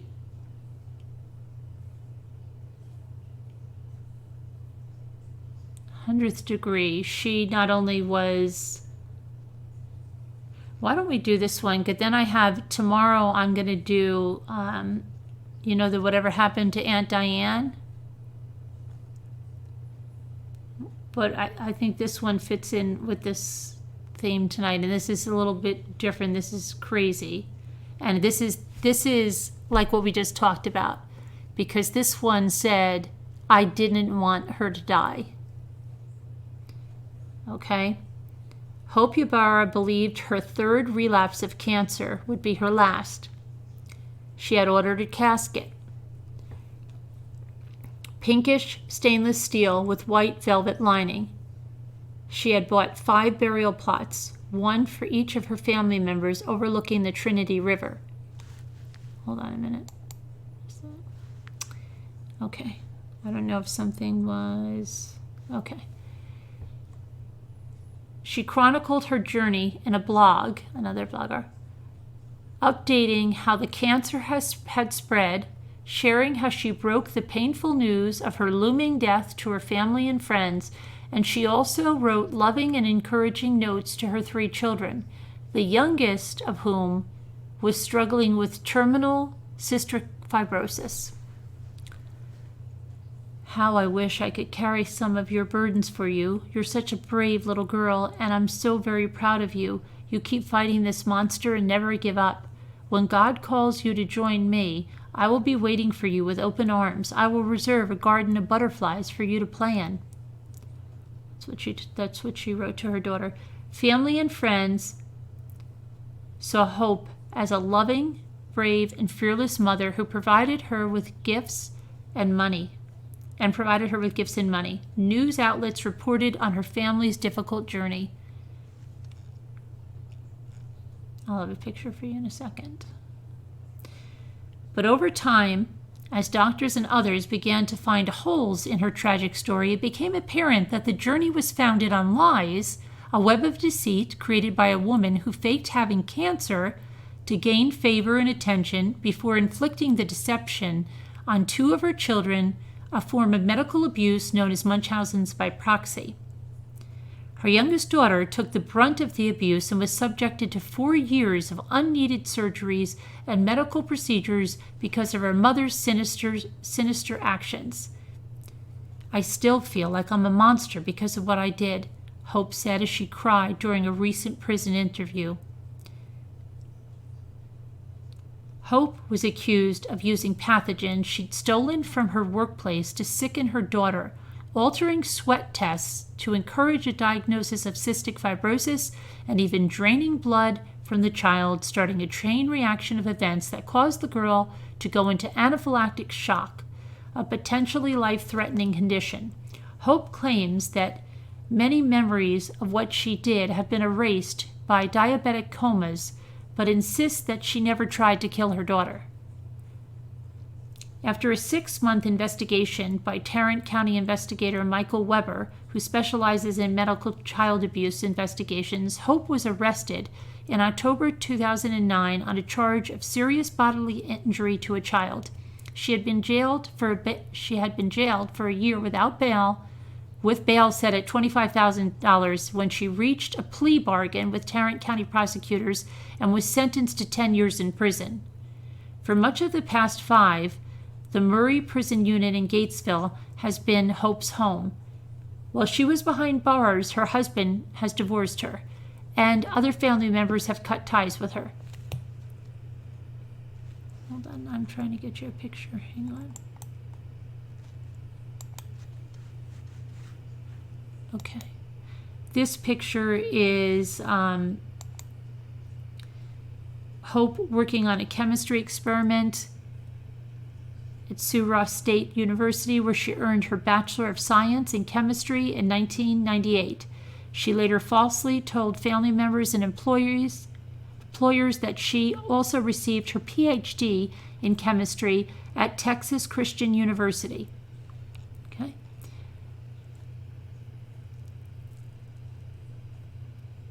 I'm trying to get back to where I was. She will be up for parole review. Okay, she was up for parole review in 2017, her third time for such consideration. 2017, for a third time for such consideration, but she's not hopeful that she'll be released until October of 2019. So that's coming right around the corner, when her sentence is complete.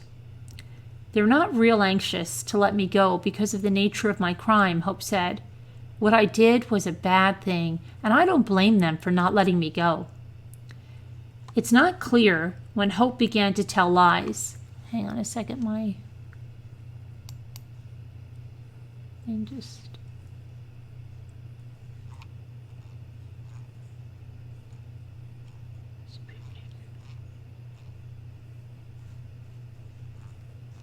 Hold on. Okay. It's not clear when Hope began to tell lies, but she claims the behavior was learned from her mother. Born to teen parents in Houston, Hope was the oldest of 4 children. She said she believes her own mother had suffered from Munchausen syndrome, frequently feigning illnesses such as migraines and arthritis. My mom, she did a lot of things that I did, and that's what I learned, Hope said. She didn't do it to us, but she did it to herself. As a result, Hope said, she felt ignored as a child. I didn't get attention as a child. I was taking care of Mom and raising the kids and cleaning the house. I was Mom growing up, Hope said. She was a good mom. She was doing her best, but like me, she didn't know any better. Susan Putcher adamantly denied her daughter's allegations. Putcher insisted that she did suffer and still does from migraines and arthritis, but said such things never kept her from raising her family or even going to college to get her degree when her children were in school. Hope's father, Putcher said, is an amputee who worked as a traveling salesman and was often away from home. Did she help a lot? Absolutely, Putcher said. I was raised in the country.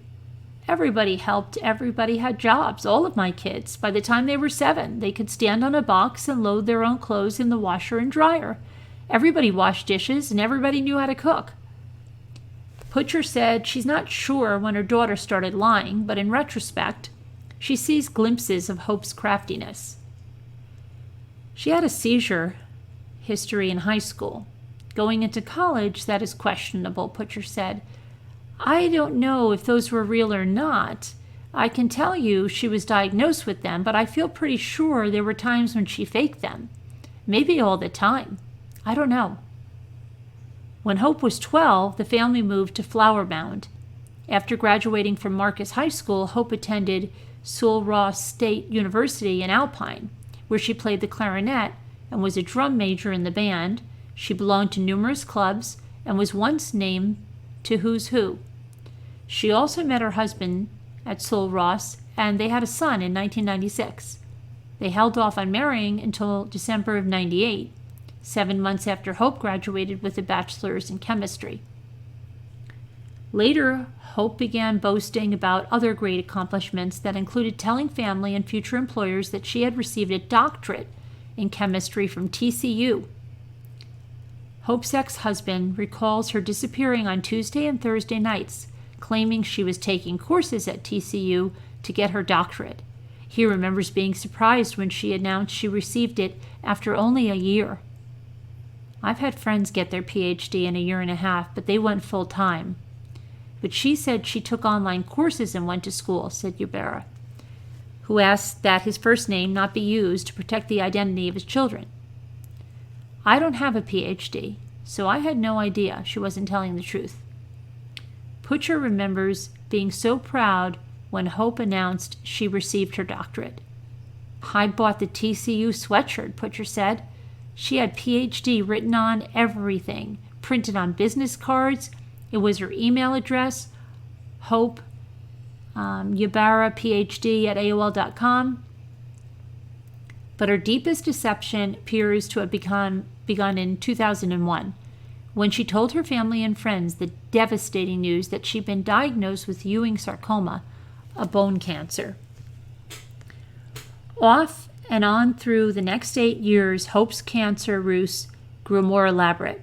She'd claim it had spread to her brain and lungs and destroyed her hearing, prompting her to learn sign language and later get and now I got this, where's cowgirl? It's cochlear, I'm going to do it again, right? Cochlear implant. I know, I should not even start. We know the kind of implants. She told people she beat the cancer twice and even moved to Alabama for 8 months for treatment. She said she could get nowhere else. I did see oncology. I had scans that showed I had cancer, but the biopsies were clear, Hope said. They were tumors, but they were non-malignant. When she was seeking what she told others differently, Hope said, was probably attention. It's what I knew, so it's what I did. If you're sick, you get the kind of attention you need. While supposedly undergoing chemotherapy related to one lie, Hope was juggling another, this time pregnancy with twins. She wore maternity clothes and had picked out names for the unborn girls, Alexandria and Alexia. Ybarra said he believed that Hope was pregnant, that's her husband at the time, but said he was a little perplexed by the news. The two were rarely intimate, he said, and neither had a history of twins in the family. It was not that I had doubts, but it was odd, Ybarra said. He said he remembers going to meet Hope at the OBGYN for an appointment or two. When he arrived, he said Hope claimed that the doctor visit had already happened. Butcher was devastated when her daughter, then purportedly 5 months along, called to inform her that she had just lost the babies less than 2 weeks into her cancer treatment. I was in shock, Butcher recalled. I lost my grandkids. Ybarra said his wife had a mini funeral, taking $2,500 in cash from their bank account to pay for having their remains cremated. I said, "Why don't you write a check?" She said, "It's easier to pay cash." And then one day, she comes home with an urn, Ybarra said. The sealed urn was kept on the fireplace mantel of the Ybarra's North Fort Worth home, and Hope bought a 6-foot concrete angel for a memorial garden in the backyard. As part of her bucket list, Hope later had angel wings tattooed on her back, telling others she felt she had more than earned her wings. Between the wings, Hope had the tattoo artist draw 5 red stars, one for each of her children, including the twins whom she had lost. Hang on, I'm going to put the tattoo up.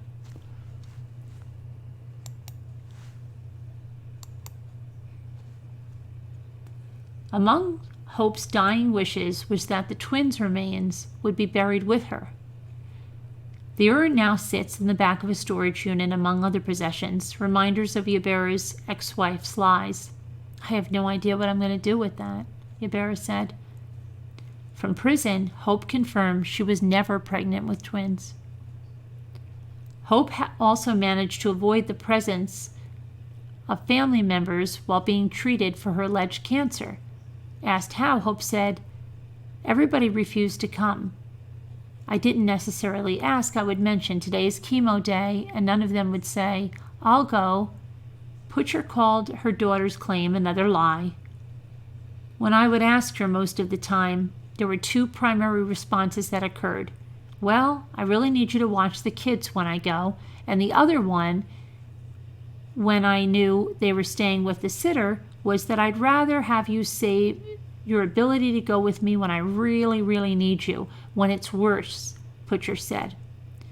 Ybarra said he remembers Hope frequently shaving her head as she claimed to lose her hair from chemotherapy. He said he knows now that chemo would have caused the loss of all of his wife's body hair. I'd never known anyone who personally had cancer, so I never knew, Ybarra said. The attention Hope drew from her own fake illnesses was apparently not enough. At some point after the birth of her second child in '99, Hope told her family members that the girl had been diagnosed with cerebral palsy. Ybarra said that for more than a year, her oldest daughter wore ankle braces, off and on. "I think she was fine because she ran all the time without them," Ybarra said, "and now that I look back, I think that might have been the start of it."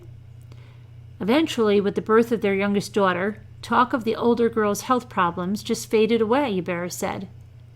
The older daughter told a forensic interviewer that she was miraculously cured of the disease around the time of her sister's birth. In the prison interview, Hope insisted that a doctor had mistakenly diagnosed her daughter with cerebral palsy. "I was told she did by the pediatrician," Hope said. It is a different story than she told someone in May of 2009 when she admitted that she told the doctor that her older daughter had cerebral palsy, not the other way around. "I made some bad choices. I made some really bad choices. But I'm on the right road," Hope said.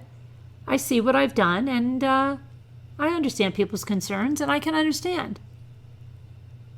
It is her youngest daughter, whom Hope admits she used like a tool to get the attention she craved. She said the girl's premature birth in 2004 served as the foundation for her abusive behavior. Ybarra confirmed that the couple's daughter was born some 10 weeks early, weighing 2 pounds, 2 ounces. She called the neonatal unit home for the first few months of her life. She's had a lot of needs.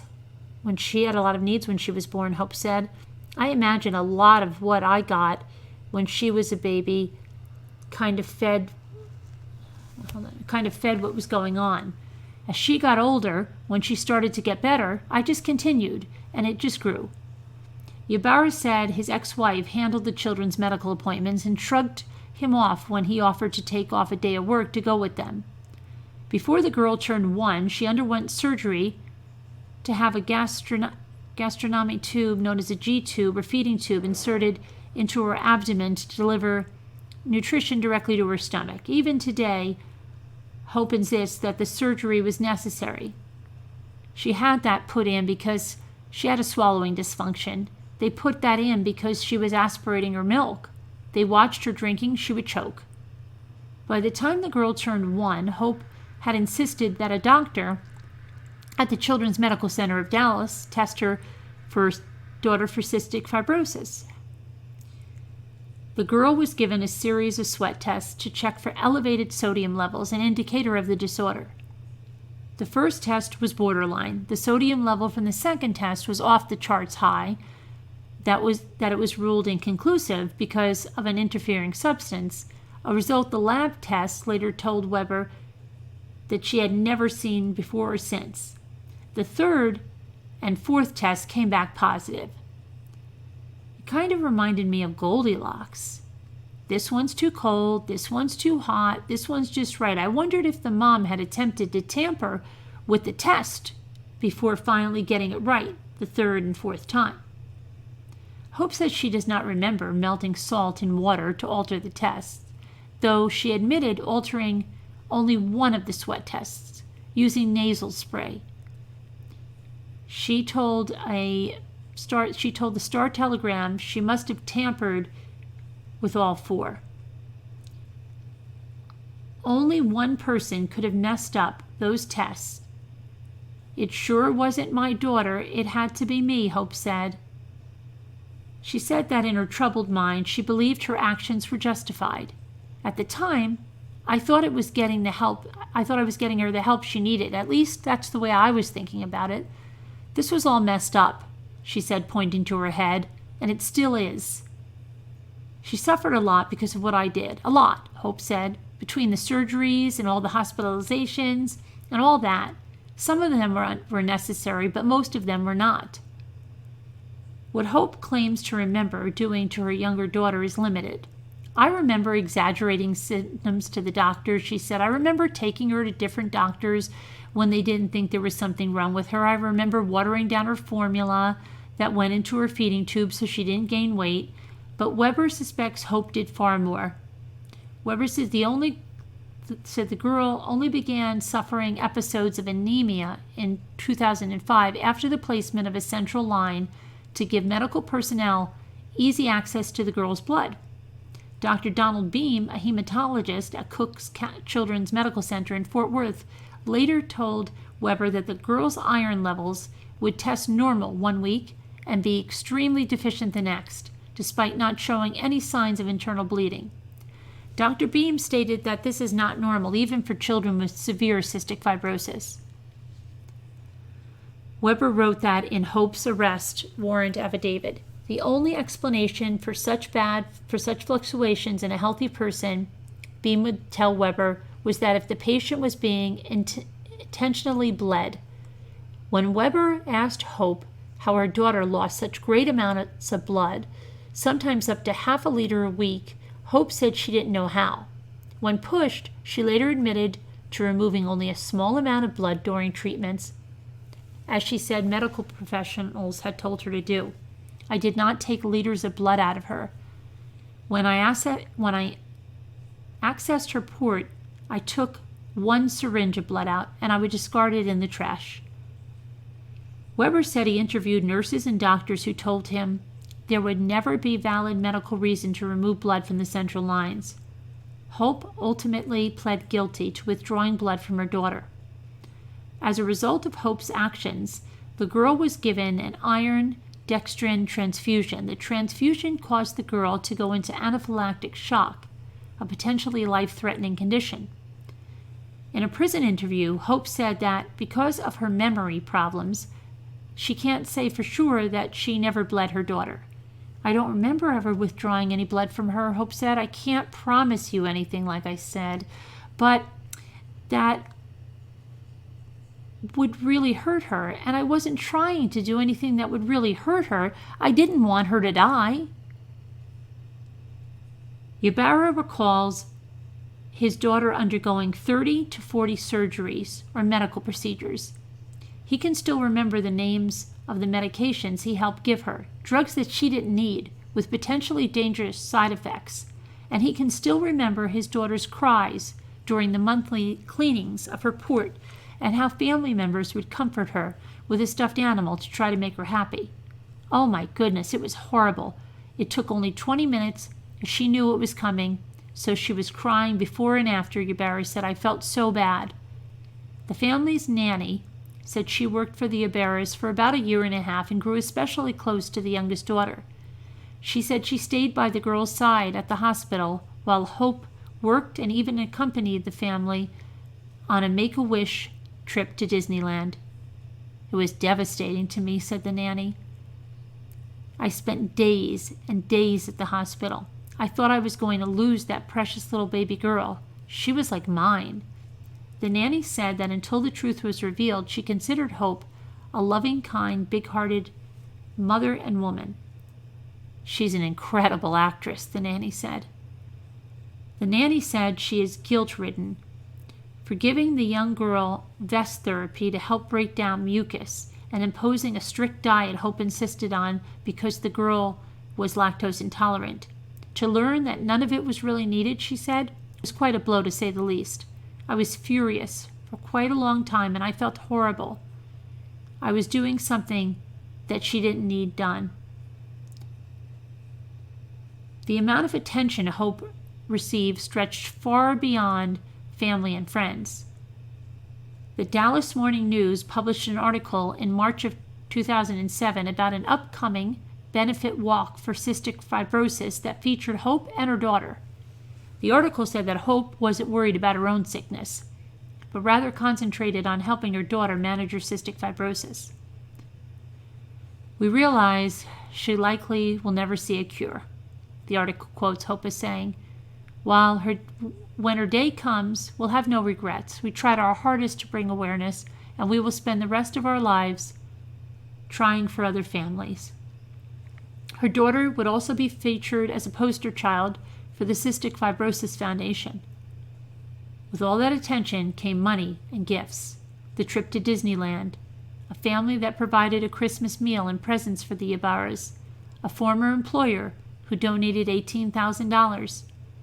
Ybarra said he never considered his family to be in financial straits and insisted he was not aware of the cash donations his wife had been collecting. I knew nothing about that, he said. I just knew we had savings and we had cash, and suddenly it was depleted over an amount of time. I don't know what she was spending it on. Both parents had good jobs. Ybarra as an educator and Hope as a lab director for a North Texas pharmaceutical company. We were never hurting, he said, but Hope's job would soon be in peril. Whilst her stories of battling cancer and her daughter's cystic fibrosis drew empathy from coworkers, the company president, Mark Tengler, said he began to suspect something wasn't quite right with Hope. There was a conversation he had that brought the depth of her scientific knowledge into question, and how she had dodged questions when Tengler's girlfriend asked about the topic of her PhD dissertation. I asked our HR manager, can you pull her file for me and show me her resume? There were actually 2 resumes in her file, Tengler said. The 2 documents had conflicting dates for when Hope had acquired her doctorate, as well as what field it was in. But most concerning was when a supervisor returned from vacation a day early and noticed pathogens in an incubator. Pathogens from a company no longer used by the pharmaceutical company. The next day, the Petri dishes were gone. Tengler said company officials reviewed security surveillance tapes and showed Hope visiting the lab that night with a tote bag in her hand. He said Hope was questioned and admitted ordering and taking the pathogens. She said she sent them to a California lab for a study.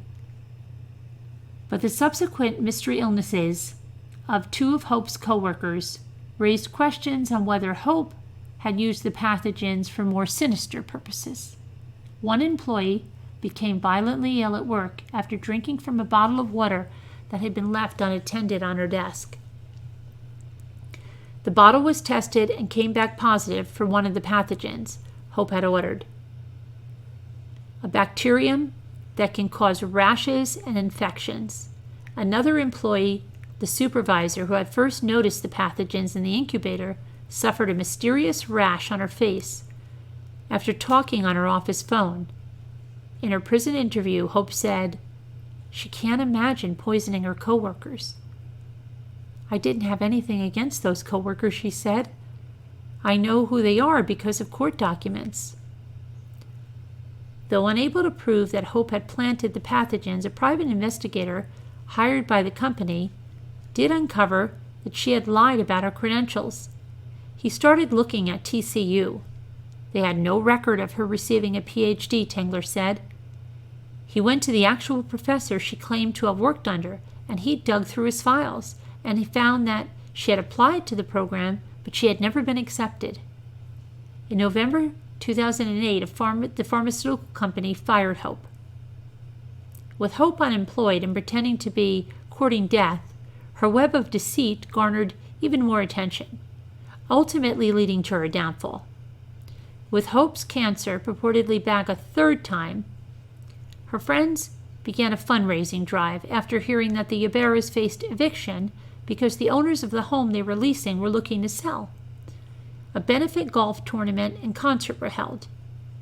Putcher set up a blog and sent out an email that later went viral, sharing her daughter's struggles and asking for help. Hope said her ruses were never about the money. When they did the fundraisers, I felt very guilty, she said. But not so guilty as to prevent Hope from doing an interview with station KTVT CBS 11. I just want to die at home, Hope, then 33, told the TV reporter in the February 2009 report. In the news piece, a melancholy Hope chats from under a blanket in her living room, while the camera pans across happy family pictures that include a beaming Hope with a shaved head. Her younger daughter, described by the reporter as fighting her own terminal case of cystic fibrosis, leans affectionately into her mother as the cameras roll. The worst thing that I can imagine happening is I pass and they sell the property at the same time. Then all of a sudden, not only have they lost Mom, but they're having to hurry up and get out of the house, Hope said. Ybarra said that he was not aware of the TV interview until after it had happened, and then he confronted his wife. She said, "We want people to help." Ybarra said, "Why?" She made it seem like we have no money. I said, "My parents can help. I come from a middle to upper class family. It's not a big deal for me." Putcher said more than $100,000 was raised for her daughter's family through the last fundraising effort. Most of the funds raised were later returned to donors or given to MD Anderson for cancer research, according to Putcher. Ybarra said he was totally against the fundraiser. I always took a back seat to it. I think Susan is a great grandma, but she needs some attention too. Sometimes, so I think she took it to heart. I'm going to help my daughter, Ybarra said. And in her defense, Hope was very convincing. She had the tears. She played the perfect part. But not long after the piece aired, and before a dime of the donations could be spent, Hope's lies would come crashing down. That's when it all started. Her world started crumbling, Ybarra said.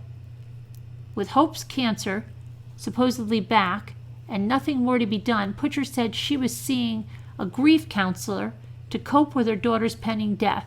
Hope had already been given last rites by a priest. We had moved them into our home and we set up a hospice room for her, Putcher said. We had no clue. A request from one of Hope's physicians finally raised suspicions in Putcher. The physician told me He couldn't find the medical records on her prior cancers, and could I please help, Putcher said. He asked if I knew the names of the doctors that had treated her. Putcher began hunting. I went through the drawers looking for prescription bottles that might have had the name of the doctor, but I couldn't find any, she recounted. When Hope's husband got home, Putcher said she asked him if he had online access to insurance, and he said yes and provided her the password. There's nothing on Hope, Putcher said. When she was looking for medical records, tons and tons and tons of stuff on the younger daughter, but no CAT scan, no x-rays, no doctor's appointments, no MRIs, no prescriptions. Early the next morning, Putcher said she went into the hospital where her daughter had been admitted for pain management and waited for Hope's physician to arrive, and when he got there, I told him we needed to talk. We went into a private office. I said, I think my daughter has Munchausen syndrome. Putcher said, who has had medical training, recalled telling the doctor, he said, I cannot deny that that's my thought. Though urged by her grief counselor not to confront her daughter, Putcher did so at the hospital. I did get her to confess to me it was true that she did not have cancer. When I asked her, why, Hope? Why she would do this, she told me it's the only time that her husband pays any attention to her and that she needed to believe it, Putcher said. Putcher said she refused to bring her daughter home. We're not leaving the hospital until you get admitted into the psych ward, she told Hope. You're sick. Almost immediately, a nagging question arose. It was my first thought. If she doesn't have cancer, does the daughter have cystic fibrosis? Putcher said. Putcher said she pushed Hope's husband to get his younger daughter to undergo another sweat test, offering to take the girl herself, but she met with resistance. I was told very explicitly that I needed to mind my own business and he would take care of his family like he always had, Putcher said. Ybarra said that he was initially upset with Putcher, who had asked him and his children to move out of her house after Hope's cancer hoax was revealed. Nobody can fathom the amount of shock we were in at the time, or the financial liability that we were both under, with them living under our roof, Putcher said. Our attorney told us that we could be responsible for whatever she had done. Undeterred, Putcher called her granddaughter's doctor, explaining that Hope had been untruthful about having cancer, and that she feared that Hope might have been lying about her daughter's symptoms as well. At CPS's insistence, the girl was brought to Cook Children's Medical Center for another series of sweat tests. Hope, who has since been released from the hospital after a couple of days in the psych ward, according to her mother, went with Ybarra and the children to Cook's Children's. Marissa Glasschroeder, a child life specialist at Cook's Children's, who had worked with the Ybarras for years, later recounted for Weber how Hope seemed upset and began to cry when they were told that the first of the follow-up tests had come back negative for cystic fibrosis. Ms. Glasschroeder stated that the suspect had never cried during any of the victim's previous medical procedures or diagnosis. Weber wrote in an arrest warrant affidavit. During the second sweat test, Hope was allowed to be present but not alone with her daughter. Glasschroeder and a nurse later told Weber that Hope had to be stopped from fiddling with her daughter's bandage. That test, as well as the third, would also come back negative for cystic fibrosis. Until the test came back negative, Ybarra said he had found it hard to digest that his wife could do such a thing to their daughter. By that time, I knew it was real. In the back of my mind, I said, I've got to figure a plan out now, Ybarra said. I knew something was going to happen. I didn't know the extent of it, but I knew something was going to happen. CPS immediately put a safety plan in place, barring Hope from having contact with the children. The state agency also contacted Weber, who began a criminal investigation. Hope soon moved to Dallas, living alone in an apartment. Ybarra and the children moved to a house in Saginaw, and after being removed from her mom's care, the younger daughter showed immediate signs of improvement, and she was taken off all medications and ate normally. She gained and underwent surgeries to have her port and feeding tube removed and she was deemed 100% healthy. It was my responsibility to tell her she's no longer sick, Ybarra said. I didn't know what to do. You're sick all these years, and now all of a sudden you're fine. In May of 2009, a month after beginning his investigation, Ybarra received a phone call from Hope's mother. I said, Ybarra, I think you need to come out here, and you need to bring hazmat, Butcher recalled. I don't like what I just found. I don't want it in my house. You need to come get it. Inside a storage bin, under her guest bed, Butcher had discovered 3 petri dishes stored among her daughter's personal papers and belongings. They were confirmed to be from the pharmaceutical company from which Hope had recently been fired. The FBI came out with me and transported the dishes to their lab in Quantico, Virginia, Ybarra said. Investigators believe that Hope used the pathogens to make her daughter sick. Hope had access to 9 pathogens at her workplace, Ybarra said. 4 of those pathogens had shown up in her daughter. Writing on the petri dishes showed that they had once contained a bacterium that can cause skin and respiratory infections common in cystic fibrosis patients. A review of more than 5,000 pages of medical records by Dr. Jamie Kaufman of Cook's Children's Medical Center shows that Hope's youngest daughter had tested positive 5 times between 2006 and 2008 for various pathogens, including the 2 contained in the petri dishes. In her 2009 interview with Ybarra, Hope acknowledged stealing pathogens from work, and she would only admit, however, to putting them into cups containing her daughter's sputum samples. Never in my daughter, she insisted to Ybarra. Ybarra, however, said he suspects that Hope was using her daughter's nebulizer, a device that administers medication in the form of a mist to transmit the pathogens to her daughter. To support his theory, he points to the fact that the pathogens were discovered several times in swabs of the girl's throat. When they did a scope of her lungs, they found salmonella, Ybarra said. Salmonella does not get there. I talked to the doctor, and he was like, we've never seen that pathogen in that location. So how did it get there? Nebulizer, Ybarra speculates. In her prison interview, Hope said she does not recall what she did with these pathogens. I'm getting another picture up. I may have been putting them, and I'm stretching here, in her breathing treatments to try to get her to have pulmonary infections to make her sick, Hope said. But if I would have put them in her bloodstream, she would have gotten really sick, septic.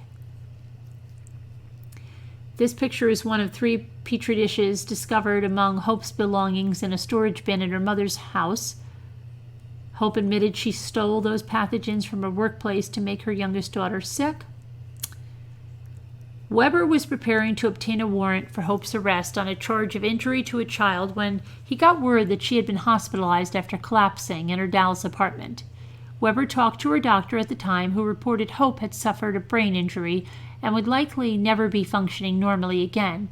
Hope says now this was her first diabetic coma.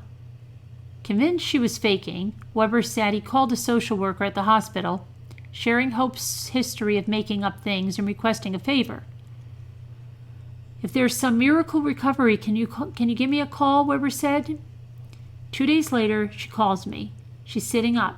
She's talking. The doctor's calling it a miracle. Hope was transferred to a long-term care facility for the next month and a half. I talked to the doctors at the rehab facility, Ybarra said. He said they would test her memory on written tests, and it would be terrible. But whenever he talked to her in person about her family, she had a very good memory, so it was inconsistent. He felt she was malingering. We arrested her the day they released her, booked her into the Tarrant County Jail in October of 2009. Hope later wrote 2 letters to the district judge, Wayne Salvant, insisting she was a good mother and pleading for her bail to be reduced. Our family needs to be together for the sake of our children's well-being, she wrote. Hope said during her prison interview that she was intent on taking her case to trial, until her court-appointed attorney hired a private investigator. Based on the investigator's findings, Hope said her attorney urged her to reconsider the prosecutor's plea deal of 10 years in prison. My attorney assured me that it wasn't going to get any better than 10, and it was in my best interest to go ahead and plead out before it got any worse, Hope said. On October 18th, 2010, Hope pleaded guilty. She was sentenced to 10 years in prison. She was given credit for the 1 year she spent in jail awaiting trial. It could have been so much worse, Hope now realizes. She said that if prosecutors had realized all she'd apparently done, she now believes she wouldn't have been offered a plea deal. I think there was a good chance I would have been hung, she said.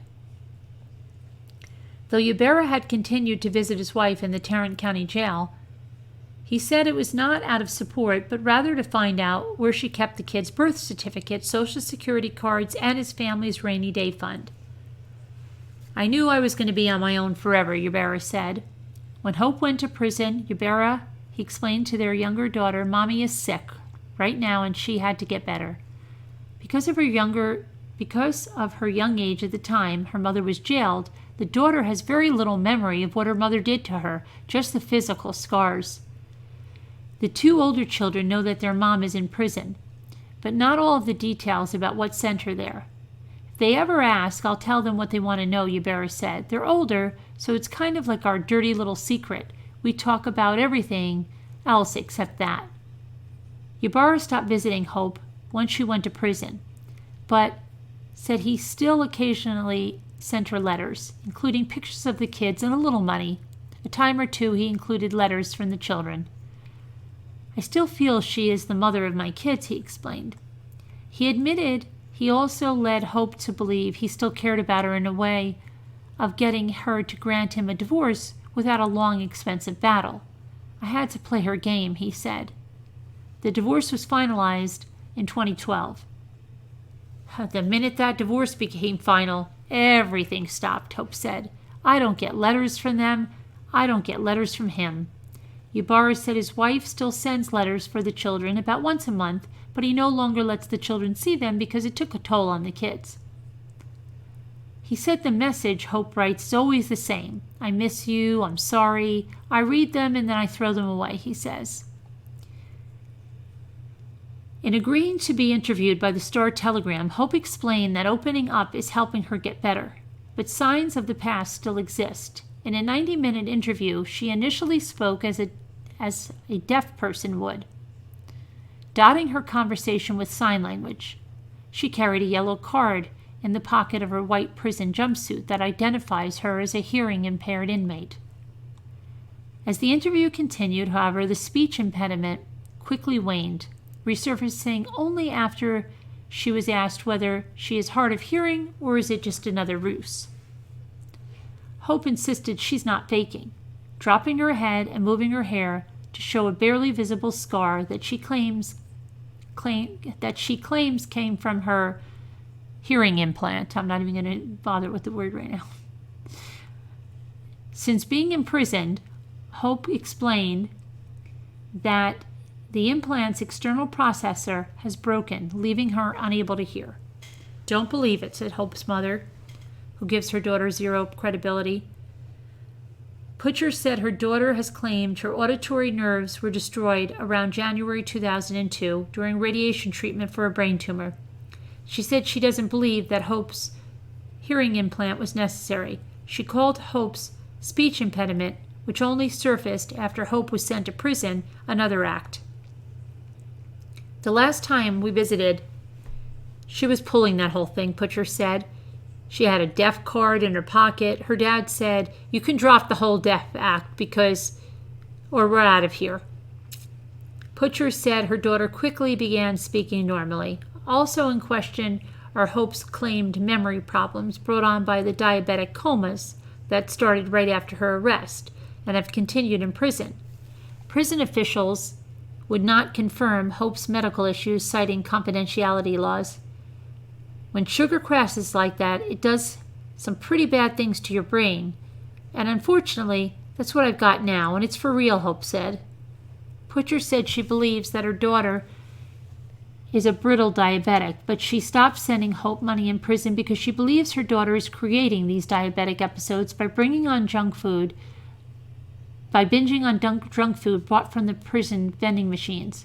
Weber calls it a very convenient excuse not to remember something she doesn't want to remember. Hope said she's given medications in prison for depression, but she said that she receives no counseling or treatment for tendencies to lie. There's not a pill they can give me for that. It's a choice, she said. Dr. Mark Feldman, noted Munchausen syndrome by proxy expert, echoed those concerns. We don't have a good treatment. We don't know how to get to these mothers. We don't know how to break through to their denial. Where Hope will go when she's released from prison is uncertain. Her mother, for one, is not convinced that Hope will be ready to re-enter society, considering the lack of treatment she received.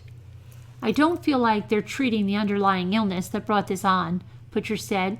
When you put a drug addict in prison, you send them to detox program because you want them to be successful when they come back out on the streets. What she did was a crime. She deserves to pay the time. But I fail to see how she's going to be re-entering society if this issue behind her committing those crimes is not addressed. Butcher said that while she is open to having a relationship with her daughter, she will not allow Hope to live with her. It's nice to see her and to hug her, but you get sucked into her drama because you can't know whether it's real or not, Butcher said. Hope said she's optimistic that she can reconnect with her children, but she knows it's their choice. I can't make them. I've already hurt them enough, Hope said. I pray as they get older, they'll say, okay. Ybarra said 2 of their children will be in college when Hope is released. I'll leave it up to them. By that time, they'll know the full story. I do save some letters from Hope telling me I messed up. I know what I did. I save those so they can read them. He said the couple's younger daughter will be 15 when Hope gets out. Said he plans to tell her about her mother when she's a little older, as she becomes self-conscious and confused by the scars on her body. I'm sure she's thought about it, but she hasn't asked me those questions, Ybarra said. Hope said she plans to seek therapy when she gets out.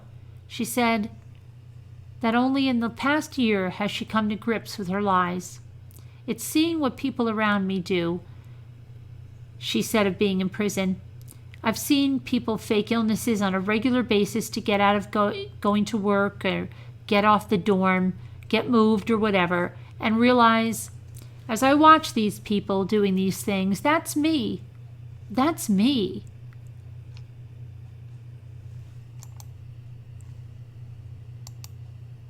And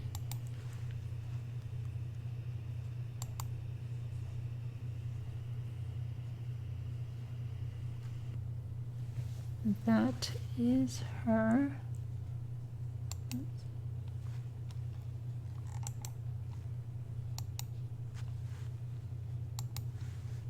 And this is her with her yellow card and her jumpsuit.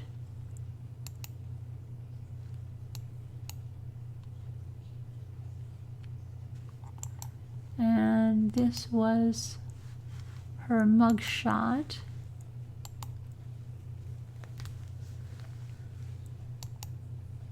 And let's see what else I have here. And this was her when she was pretending she had cancer.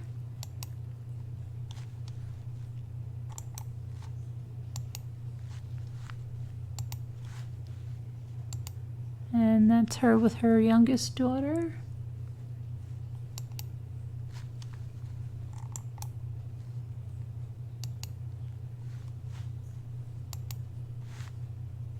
And that was a family portrait of Hope and her 3 children that she posted on a blog about her battle with terminal cancer.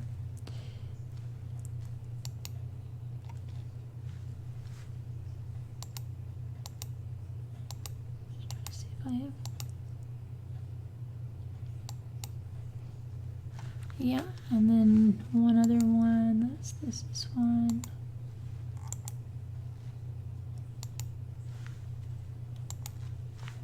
This was Hope, previously a drum major for Sol Ross,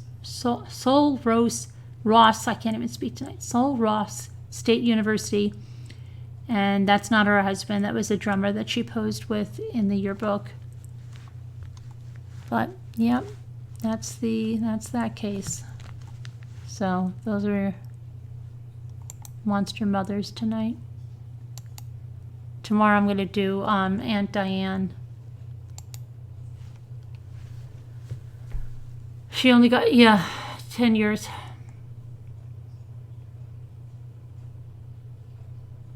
Hey, Angel Callie, how's your mom? Uh-oh. She's having trouble breathing?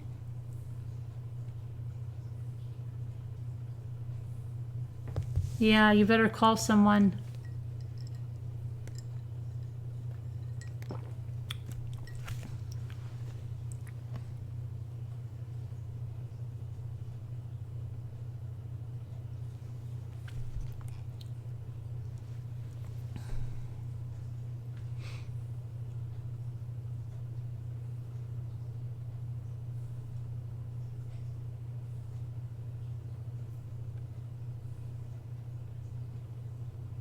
I'm just catching up. She's having a hard time breathing. Yeah, I would call somebody and see, you don't want to take a chance with that.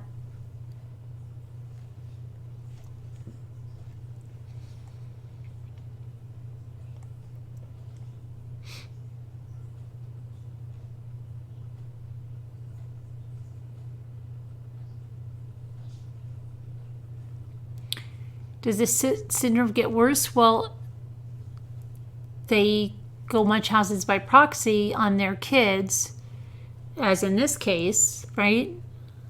But I don't know. It's interesting to know if some just stay with Munchausen's just for them and don't bring it on their kids.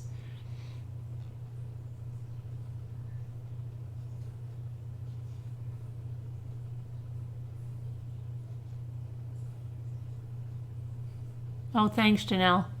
Yeah, I think Zoe's doing better.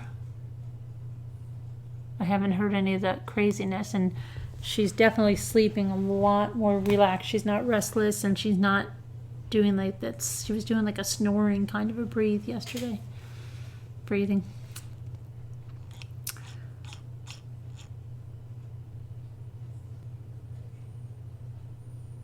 Well, I wouldn't just take a chance. I mean, just call and see. Do you have an O2 monitor? Like, I mean, with sometimes does she have a blood pressure? What the heck is my hair doing here? A blood pressure kit or something?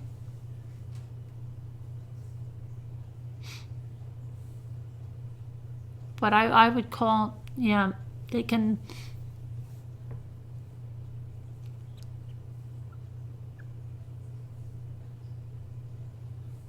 Well, then I would call.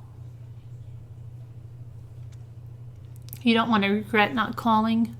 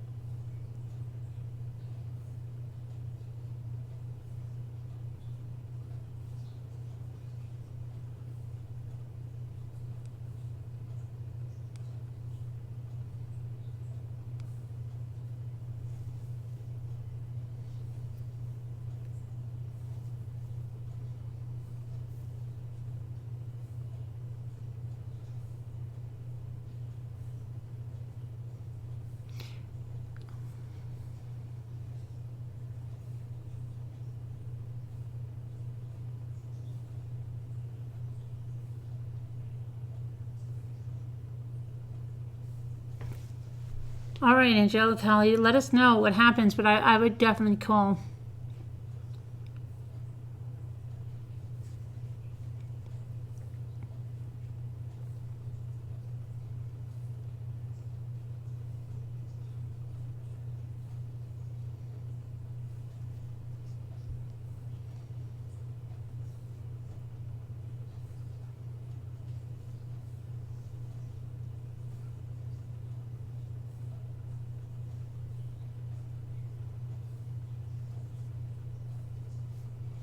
Aunt Diane, better than Lacey.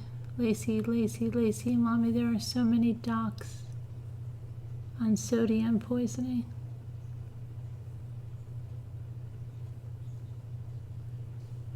Okay, well, we'll do Aunt Diane tomorrow.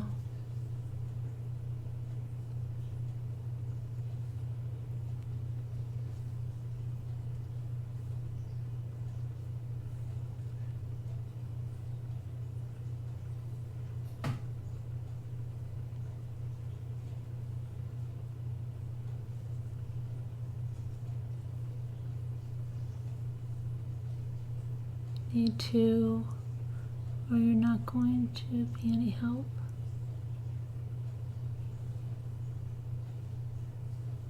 People doing that have no control and can't stop. I don't know. I mean,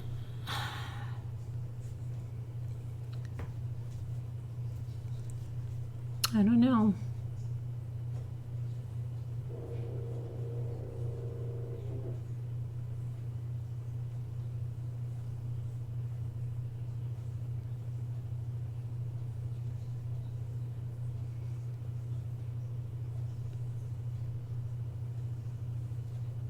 A speedy response. Yeah, it should. I would call. I hope she's calling.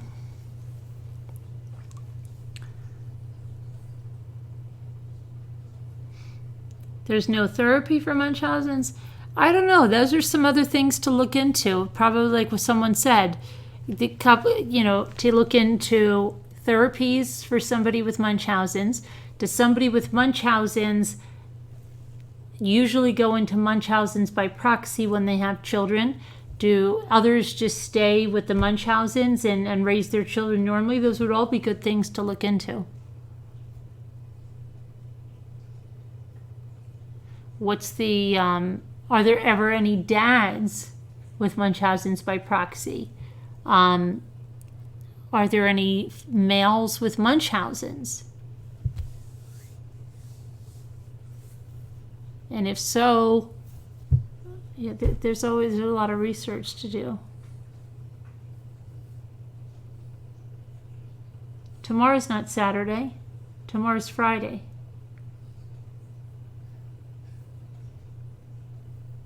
You guys are scaring me. Tomorrow's Friday. It's Friday now, right? Going into Friday.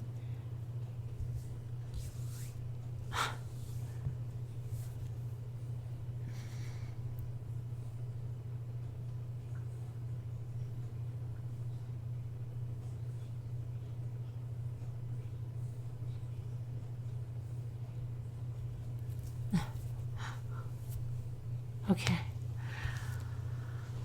Oh, it's 4 a.m. Friday. Yeah, well, it's Thursday night because I haven't gone to sleep yet. You have tuna fish from 2010?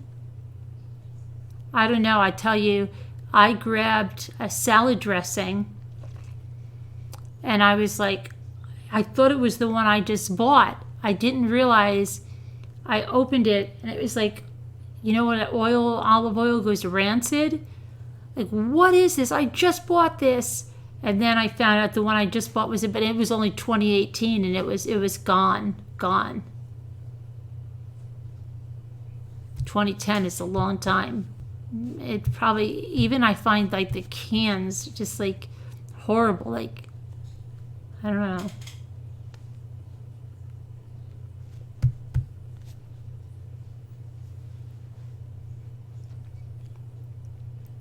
You'd have to go to an urgent care, I think, on Monday if you need help.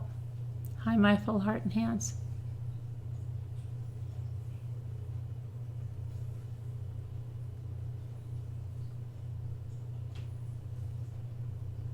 Did you, Evie? Good for you.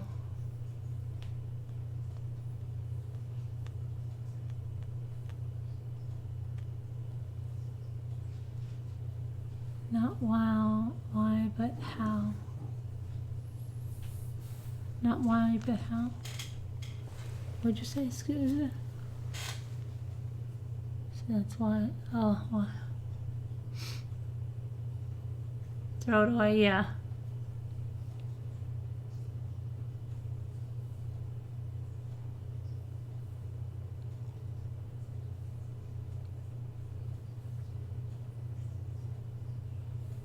Oh, really? You're in the hospital, my full heart and hands? What happened? What is it? Is it a panic attack or is it anemia? What is it?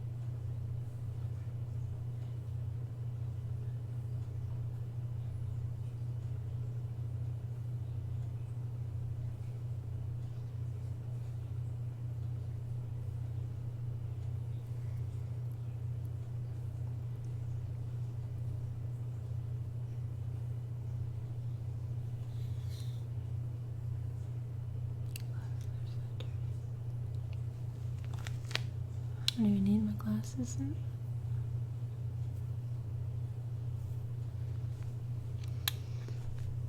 What happened to my full heart and hands? COPD? Did you have that? Wow. Sorry to hear that.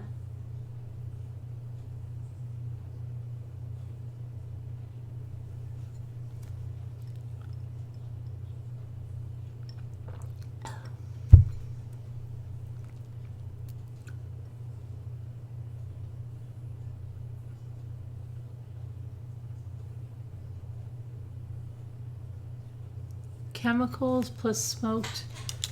You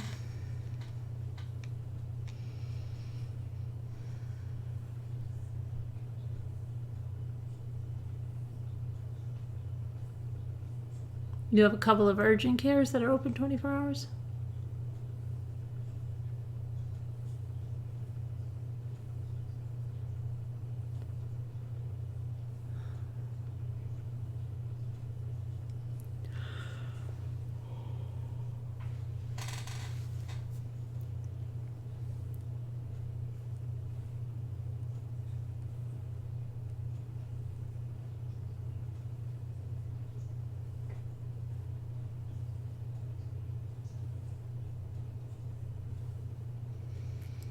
Well, I don't know. I hope she calls 911 and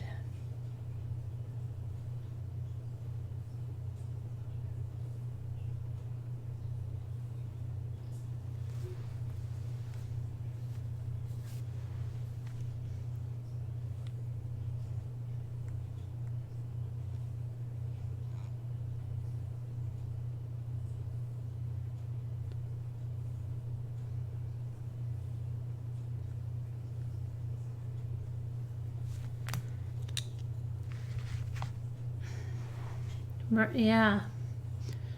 Well, hopefully she's calling. Callie, if you're listening, you should really call 911. Don't go by what your mother says. Your mother probably says, no, I'll be okay or something. You should just call them because they can tell you if she'll be okay. We're...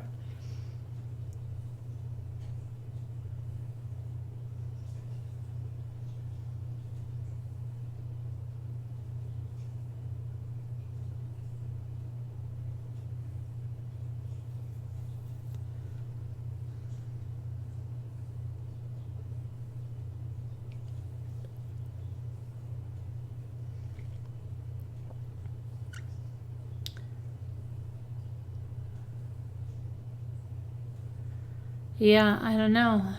You're in the ICU? Heart's good, that's good. It's good for the other test negative. Hopefully you get out soon.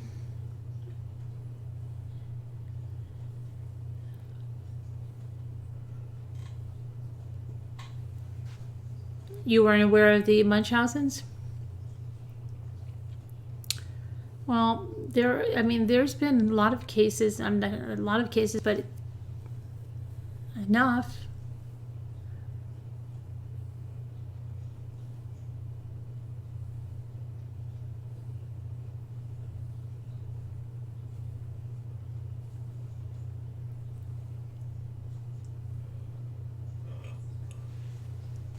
Carolyn Connor using a mask for what is she using one for?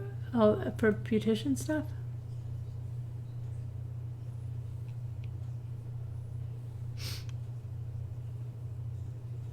I am too, Debbie C. Survivor. I am.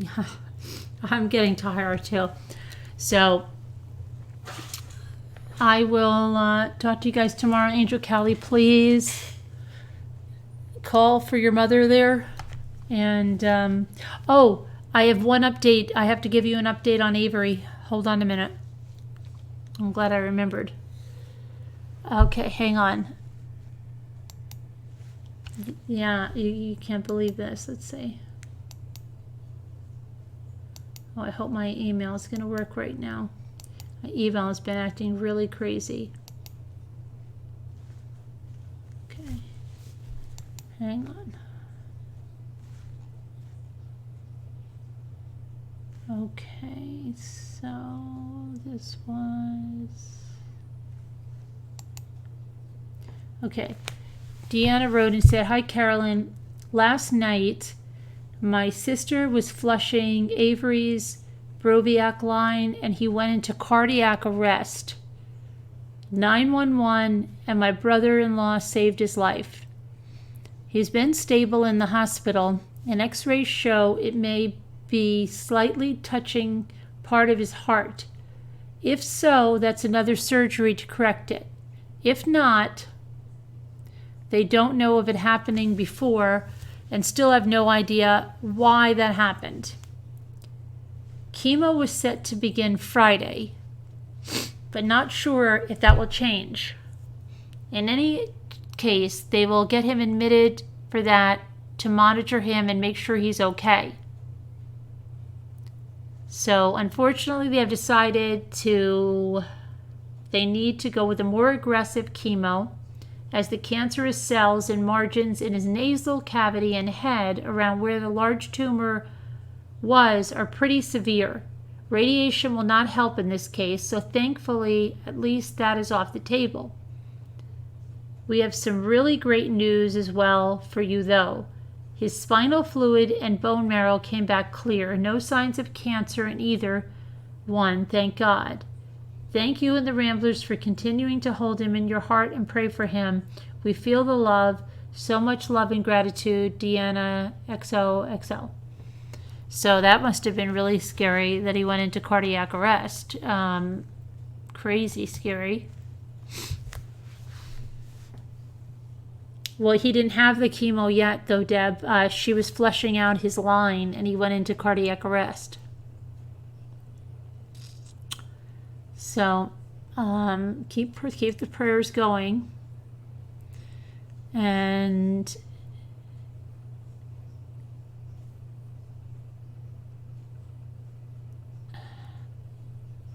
yeah. So anyway, yep, keep the prayers going for everybody that needs them, and